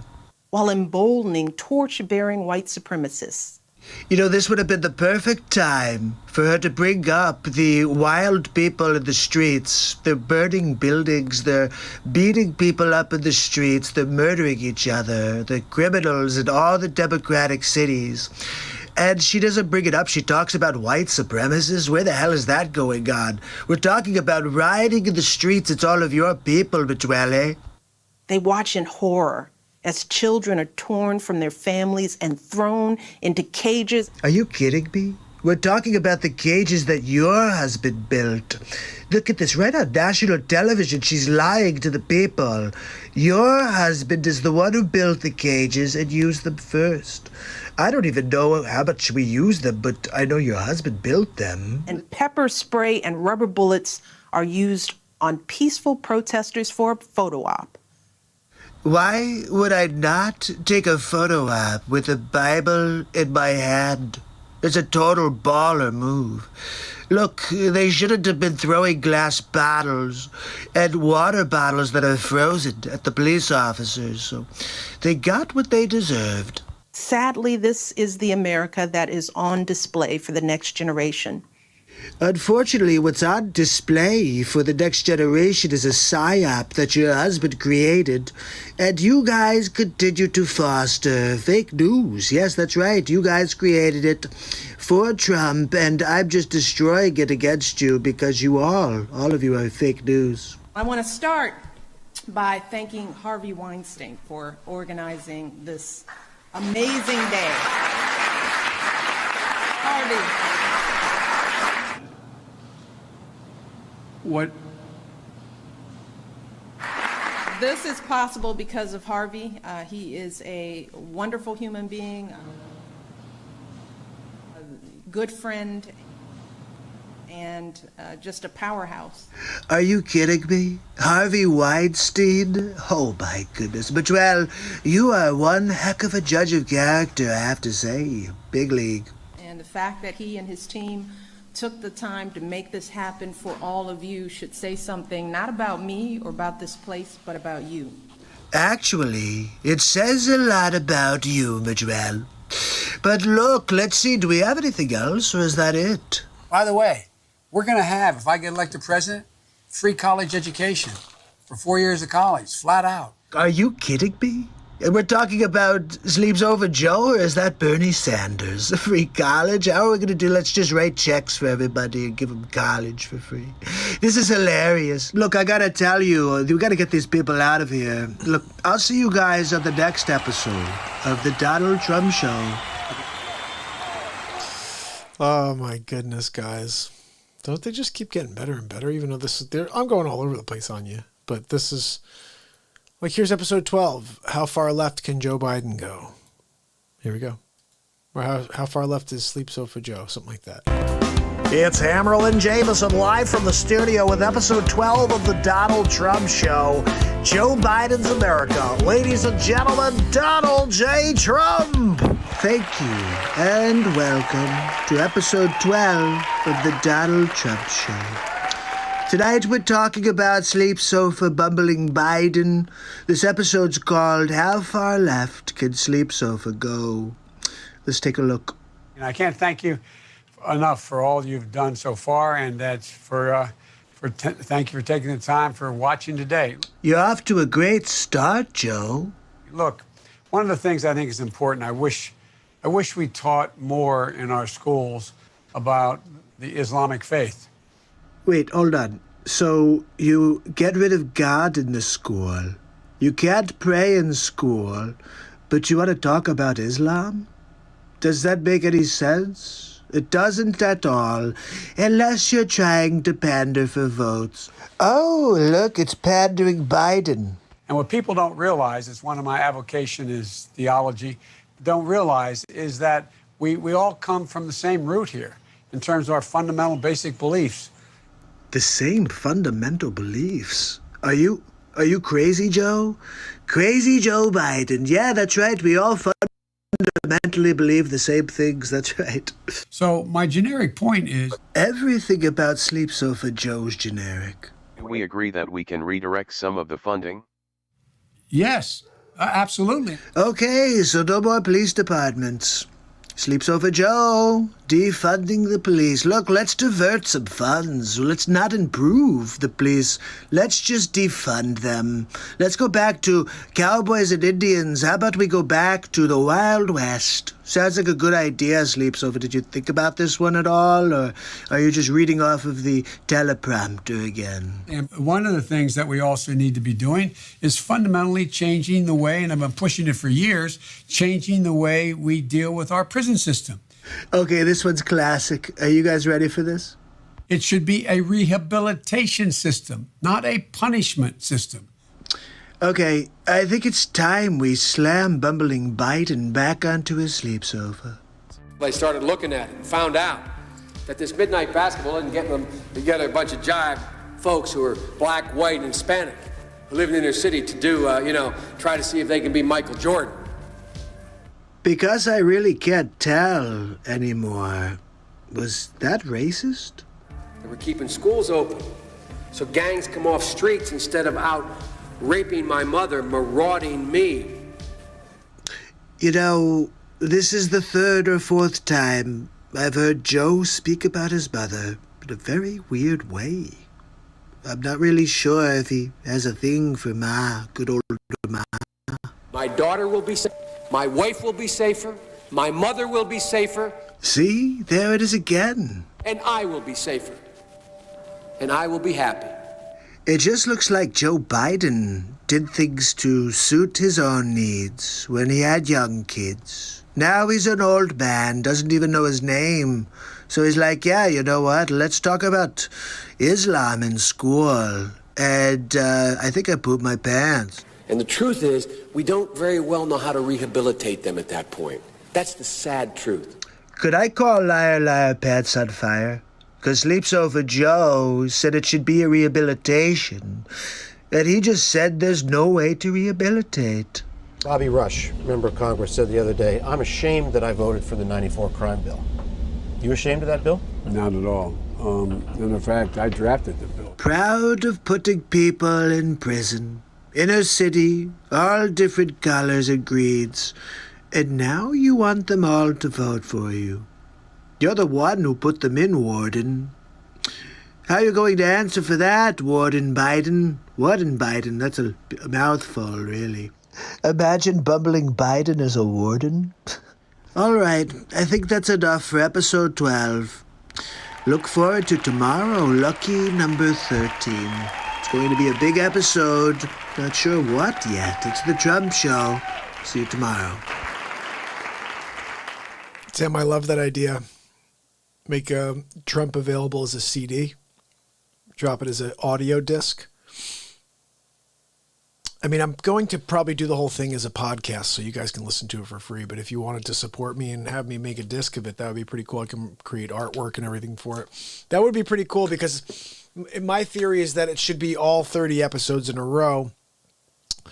And we're not stopping there because you bring up a good point. Now that the Donald Trump show exists, during all the holidays, there's going to be like a Donald Trump show or a Joe Biden show. So this is just going to keep going. But you're right. We should be, creating disc one or, Donald Trump show 2020, Donald Trump show 2021. You know what I mean? So I love that idea, Tim. Thank you I always love when you guys give me new ideas. You want to see more content or want to see me do something, shoot it out there. I'll give it a shot. So guys, I'm going to play you something here. I don't want you to be too offended by this, okay? I heard Joe Biden say something, and it made me very, very upset. And I reacted, and I made a Donald Trump show about it. I found out later he did not say it in this context. He did read it off a piece of paper, but he said it so naturally. Like, you know, he said this a million times before when the cameras are not rolling. Without further ado, episode 29 of The Donald Trump Show. It's Hammerl and Jameson live from the studio. We head to Donald Trump, who's home from Walter Reed Hospital after a bout with coronavirus. Ladies and gentlemen, Donald J. Trump. Thank you. Thank you very much, and welcome to episode 29 of The Donald Trump Show. That's right, I'm back. Just back from Walter Reed. Dwayne Reed's brother. That's right, we got all of the good stuff from Dwayne. He was like, look, what do you need, Donald? My brother Walter called. He said, look, we have the President of the United States in today. What do you got? Any special prescriptions over at Dwayne Reed? So they stopped by. That's where I went in my Suburban. I went to go pick up my prescriptions from Dwayne Reed. Why are you guys giving me such a hard time for going to get my prescriptions? Look, it was a very scary time, touch and go, for a couple of days there. I wasn't feeling too good, and then now I feel like phenomenal. You know, I feel like they gave me something I'm superhuman. I mean, maybe I'm immune, I don't know, but one thing is for sure, I'm winning big league. The problem is that you're just, like, weak, you know? You think I take off my mask and all of a sudden you're gonna get coronavirus? I'm like 75 feet away from the reporters. But I guess, I mean, I may have extra superpowers when it comes to sharing coronavirus. I mean, I was built in the image of my father. Jor-El, you may have heard of him from Superman. That's right. Some people call me Superman, but I prefer Super Trump. And yeah, well, so what the hell? I passed the coronavirus to a few people like I'm the first one to do it. I mean, seriously? It's important that you understand that COVID-19 should not scare you at all. I mean, I'm 74, and I just whipped its butt. That's right. Just took a couple of cocktails of craziness like dexamethasone and a couple of other things like aspirin. And look, I'm back. I'm like 1,000%. Forget 100. I'm 1,000%. You know, I did want to share one clip I came across while I was in the hospital. And honestly, if anybody actually votes for sleeps over bumbling Biden Joey Futon after seeing this, then you are a racist, really.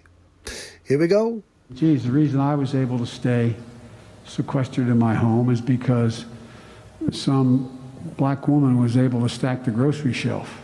Just like sleeps over bumbling Biden to bring up color. Why couldn't it just be like a grocery stock person? They had to be black, huh, Sleepy? Look, I'm hearing in my earpiece that the clip I'm about to show you is the #1 most racist clip ever by Sleeps over Joe Biden. So Do you guys really want to see this? All right, look, don't be offended. But again, this isn't, I didn't say it. Oh, congratulations, Joe. You're the most racist of them all. What do I get, beer on the wall? Well, maybe we'll actually convict you with all of your malfeasance in Ukraine and hunters going down with you, Sleepy Pooper. So, let's see how bad it really is.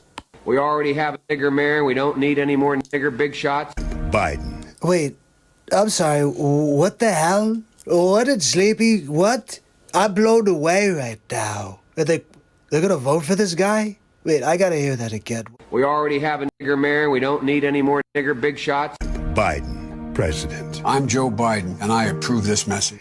Well, I do not approve this message. Sleeps over Joe. I'm Donald J. Trump, and I do not approve a message that calls people that. I can't believe you. And they let you get away with it? I mean, why would anybody vote for this guy? You know, I'm almost as concerned about his rhetoric as he about the name-calling. I mean, saying we don't need another big shot.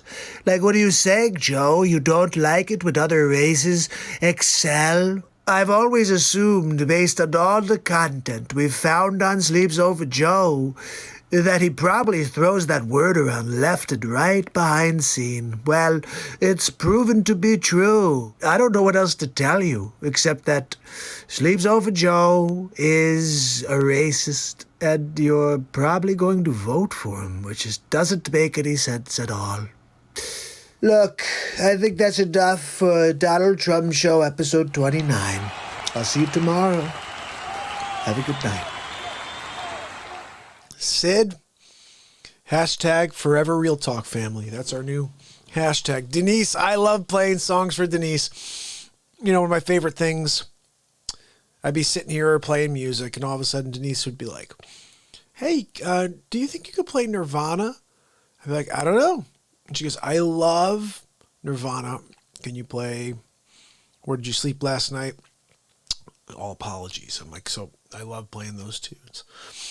And across the board, a lot of the cover songs I started playing were because Denise started making some great request suggestions.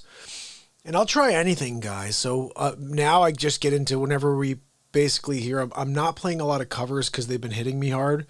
And now that the show is monetized, if I use one cover of someone else, they don't allow me to monetize. They give it all to another person, another artist. So I do a 5-6 hour stream, and one song takes the whole stream out. So it's a tough thing, but I think I figured out how to do it. I can kind of cut the songs out after the show, which sucks. When people go back to watch it, it's no longer there. But either that or it winds up being an issue where, you know, these people are capitalizing on a 6 hour show for like one song. Hotel California is a classic example of that. But when it comes down to it, when you guys want me to play something, I'm going to play it anyway. I'll just figure out the consequences afterwards as far as, you know, that side of it. Anyway, guys, I'm loving what we're doing. I'm going to play one more for you because it's almost 2 a.m. It's 3 hours and 14 minutes in here. But when you guys kick it with me, I got to kick it with you one more time. Here we go. Let's pick something solid here to finish up with. Let's see.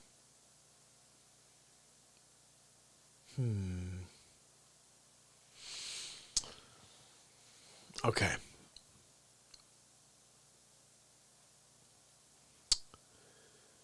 I am going to play you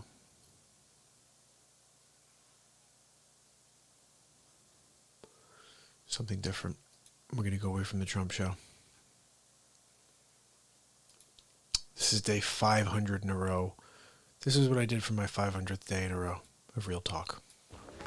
I keep getting a question from fake news. They're wondering what I think of MARKPIRES making it to 500 days in a row of the Real Talk program. Look, I'm kind of proud of him, but at the same time, only 500? Come on, why is he so lazy? I'm expecting double digits, triple times 4, okay? If that's not how you're doing math, I'm not sure how you're calculating.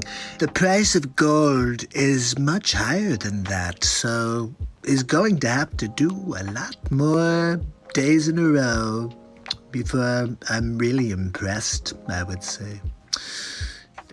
I just wanted to add my 2 cents. I'm proud of you.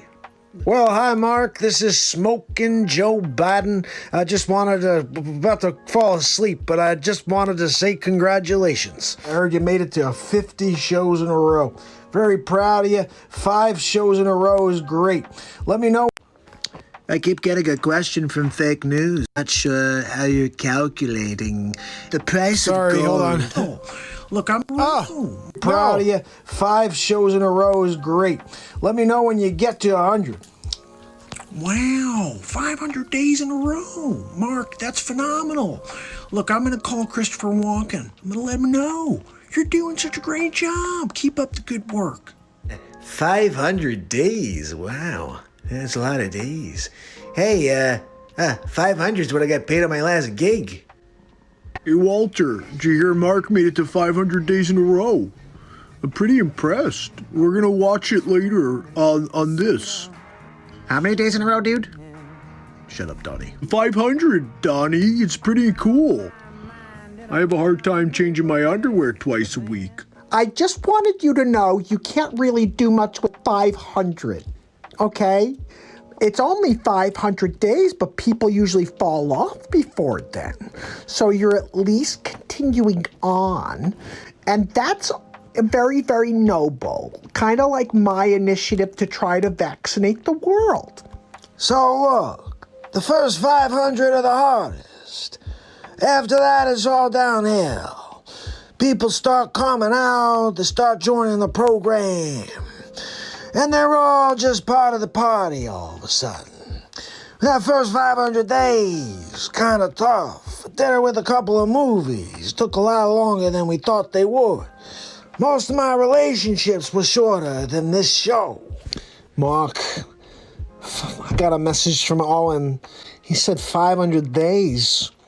Most people roll over, play that, waiting for someone to complain the sound with them. But yo, you get the bulldozer, you get it out, and you create your own playground.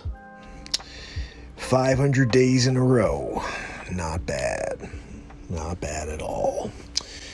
Look, you think you could pull in any favors with Trump? See if you can get my Lakers back on the air.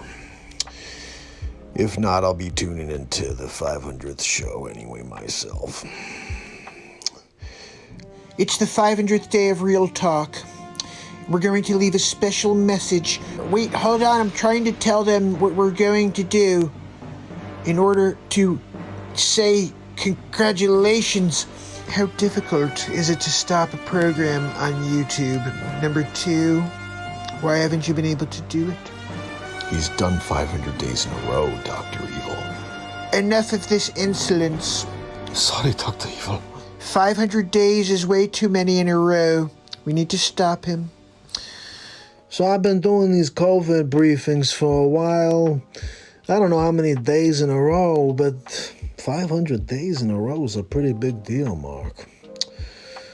Look, I'm not sending any PPE to you, no ventilators, but just keep doing what you're doing, all right? I think what you're doing is kind of a good thing. I'm not really sure. It's not like I friggin' tune in or anything. You kind of make fun of me. 500 days. Keep it going. Let's see if you make it to 1,000. I'm taking bets. I'm thinking maybe, but I don't know. I'm just going to keep kind of pushing the envelope. And let's see if maybe someone has the balls to try to see if they put some money up against me. I'm saying this guy goes to 1,000, maybe even beyond, okay? But I'm not saying he's giving up anytime soon. I don't know. Who wants to take me up on that, okay? He's going to go up above and over. And when people see him go over, they're going to say, holy cow, Cuomo was right. Cuomo was right. I didn't tell him he was going under. I said he's going not under, he's going to go over. I love that part. Guys, we're not done yet. One more. Senior's in the house with us. And when he comes out, we got to put one more on for him. So, my man, Senior, check this out. I'm not sure if you saw this today. I dropped this earlier today. But this is the final version of it. And I really, really like what happened. You know what? We're going to do two things back to back. This is first and foremost today's face swap. It's Hammerlin Jameson live from the studio. Is it coming to an end? The movie scripts are starting to come in. Let's find out more from Donald J. Trump. Thank you so much for joining me on the balcony at the White House. I'm so thrilled I got a call today from Marvel. That's right. They want me to be the next Iron Man. I guess they've gotten kind of sick of Robert Downey Jr., who could blame him. Look, I'm happy to take on the role. I've always wanted to be in a Marvel film. And now I'm going to be Iron Man. I can't wait. First Superman, now Iron Man. Who's next, Thor? I could play Thor because I have the looks, really. But anyway, look, I just wanted to thank you all for coming out to see me after I demolished the coronavirus. That's right. You shouldn't be scared. Your president is a god. I just took it on face to face, head on, and I won big league. Winning big league always. thanks. Anyway, I've got to go. Have a good day. See you tomorrow. That was today's face swap. But what I dropped earlier in the day was yesterday's, and here's the final version of it. I added a couple little pieces. Senior, check this out. Let me know if you can tell what I added. It's Hammerlin Jameson live from the studio. We head to a phone call between Justin Trudeau and Donald J. Trump.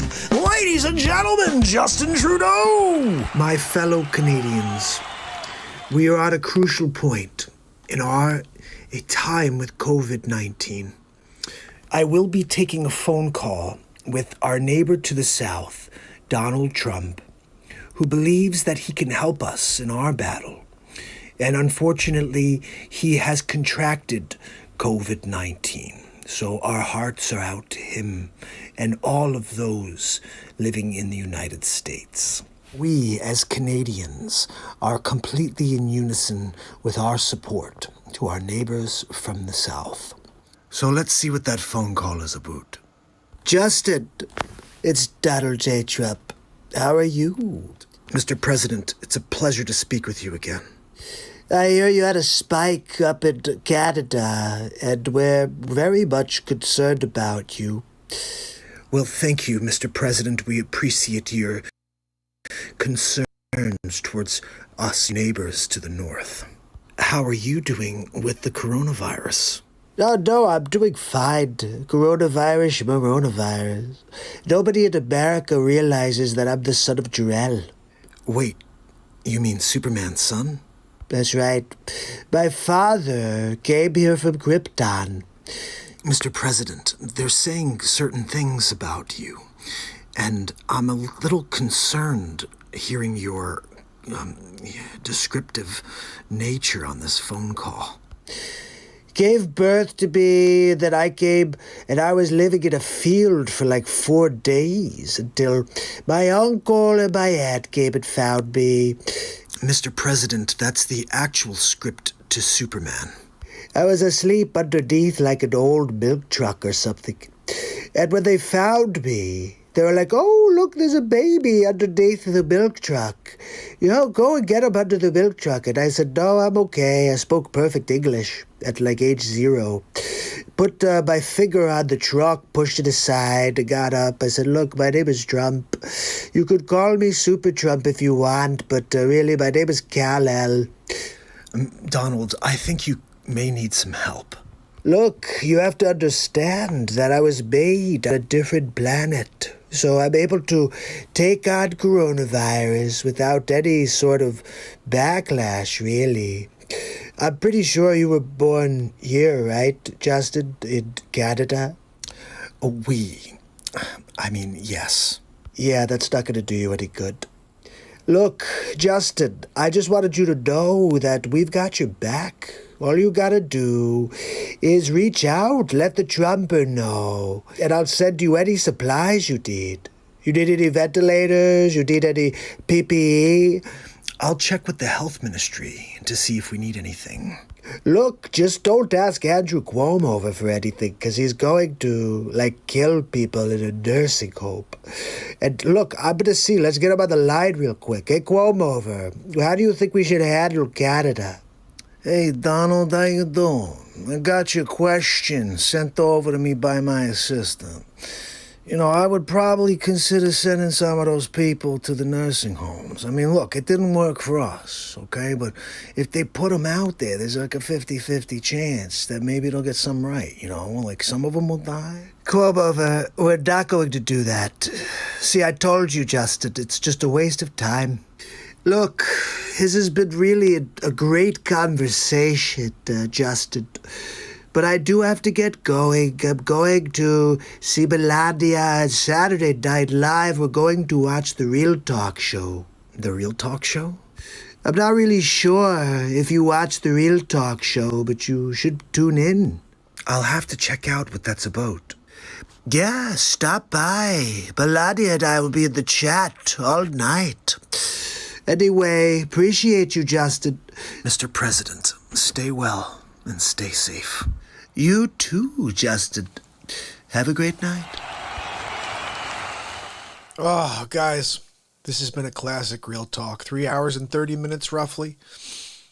I want to just say a couple things. We got through a lot of FaceSwaps tonight. We played a couple songs. The guitar's acting weird. I'll get it tuned out for tomorrow. And I do want to say, Kevin, Fugel fam, love you, brother. And welcome to the fam, because this is basically what we do every day. We come here and we just get together and feel great. And something that you may not think is true, but is absolutely true. Is every time someone comes here and spends a show with us, spends the show with me and interacts with me like you did tonight, I think about them the next day. And then when I'm getting ready for the show and when I'm live, in my mind, I'm like, I wonder if Kevin Fugelfam's going to come back tonight. And the whole show, I may put on an entire show. In the back of my mind, I'm thinking, I wonder if Kevin Fugelfam's showing up again tonight. Because to me, if someone shows up the day after they spend the whole night with us, they're going to be a part of the family. They're going to want to come here and consume what we're doing here. This is a daily show. Every day I'm living, I'm going to be here. I've already put 651 in the books as of 3 hours and 28 minutes and 10 seconds as soon as I pull this out. You know? You know what? We need laughter. We need positivity. We need laughter. And we need connection. And if we can stop dividing and we can start coming together on those couple of things, we're going to do great. And I think we'll just start here. And then we'll let it all seep out from here. And so I'm so glad you found the show, brother. And I'm looking forward to tomorrow. And like I said, I'll be thinking about you, wondering if Kevin Fugelfam's going to be showing up. And I did the same thing with Glynis. I did the same thing with Denise. I did the same thing with every single person. And honestly, Denise should know too. And I think she knows this. When Denise doesn't show up for a while, I think about Denise. I'm like, I hope Denise is okay. And I wonder if she's going to show up tonight. Like, I think about all of you guys. And when you don't show up, you don't think that tonight I didn't notice that I haven't seen Reiki tonight? Like, you guys think I don't notice these things? Like conspiracy? Like, I love you guys and you're part of my family. This is a family. And when you can't make it, I totally get it. But don't think I don't miss you guys. I totally miss you when you can't make it. Because I have so much fun when we're here together. And like Sig, when Sig bows out and he shows up like where the hell is Sig, you know? Like, I'm so used to you guys interacting. And I love that. And like I said, this show is about, and I'm glad you pegged that, Kevin. This show is about us connecting. It is about us interacting. It's not about you just throwing things out there and not hearing back from me. I want us to communicate. I want you to know that you're important because you are. And each of us have something unique to offer this planet. I believe that mine is to show up here every day and connect with you and to bring you the light. And if you guys grab onto it, you're going to be able to connect to it like you would plugging your phone into the wall, charge up, and go. So, like I said, tomorrow I'll be getting ready for the show, wondering if Kevin's going to be popping on. And I'm going to try to get on earlier tomorrow. You know, I got to start going on earlier, get my rest, like 2 a.m. I got to work tomorrow for real estate. So I'm going to try to get on, 5:30, 6 o'clock tomorrow. Just ding the bell, everybody, if you haven't yet. And I'm going to try to post a couple things during the day tomorrow. A couple of clips, like the stuff we had today. This, I can't believe I made a clip about him being Iron Man. Like, what? It's nuts. This is what I'll keep doing, is just thinking, whatever pops in my head, I'm going to do for you guys on a daily basis, so. Unbelievable. Kevin, love you, brother. Glynis, love you. Denise, love you. Sid, love you.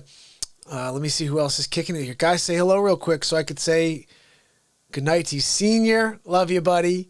I'm so glad you got here at the very end of the show. Vitalia, love you. Thank you so much for coming out.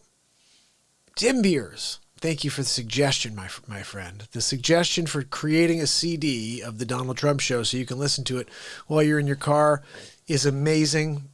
I think I have an option of doing that where I could create like an MP3 and do it that way. I don't know. We'll figure it out. I'll look into it. Because that should be all 27. Maybe it should just be that. None of me talking in between. It's just one by one by one by one, all the way through. I'll put it together. I will sub your channel, buddy. You know what? Do me a favor, Kevin. Shoot me an email. Ready? I'm going to put this on here with your link. Because you know what's weird is I don't get notifications when people follow this show. This is a really weird thing. When people follow this show, I don't know who follows. No idea.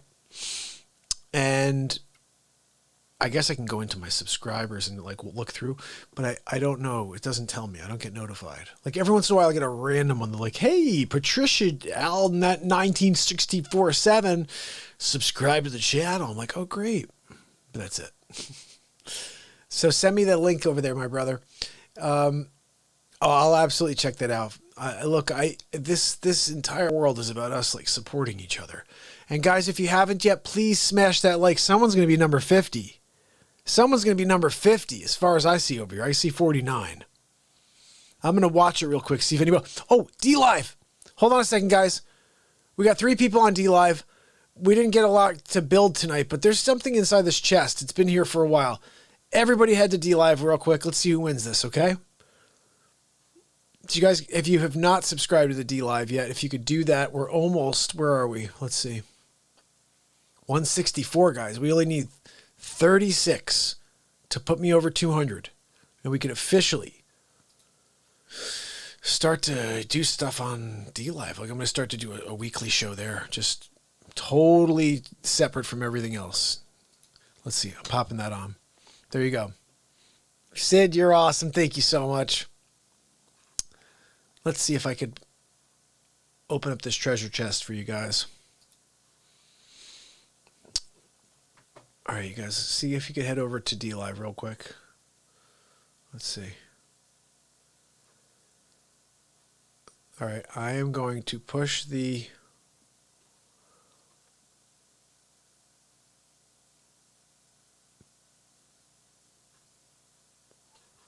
All right, I'm pushing the treasure chest, guys.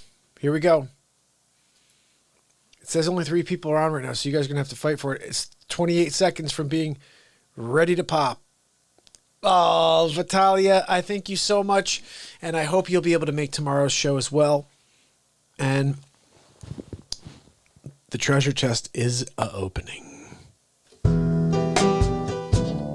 So remember, my friends, I'll be here tomorrow, and I'll be saying that to you every single day. I'll be here tomorrow. So spread the word, just like my brother did earlier. Kevin spread the word. He said to all the Trump train people, come on over and check out the Real Talk Show. Because we're here building light, and we're also spreading the news about the hypocrisy on the left. And I'm not going to stop that, because we need to save this country while we have a chance to. Someone was number 50. I love you guys. Woo! So I will see you guys tomorrow. Subscribe and ding that bell. And tomorrow, day 652. Crazy. It's MARKPIRES. And it's real talk. I love you guys. I'll see you tomorrow.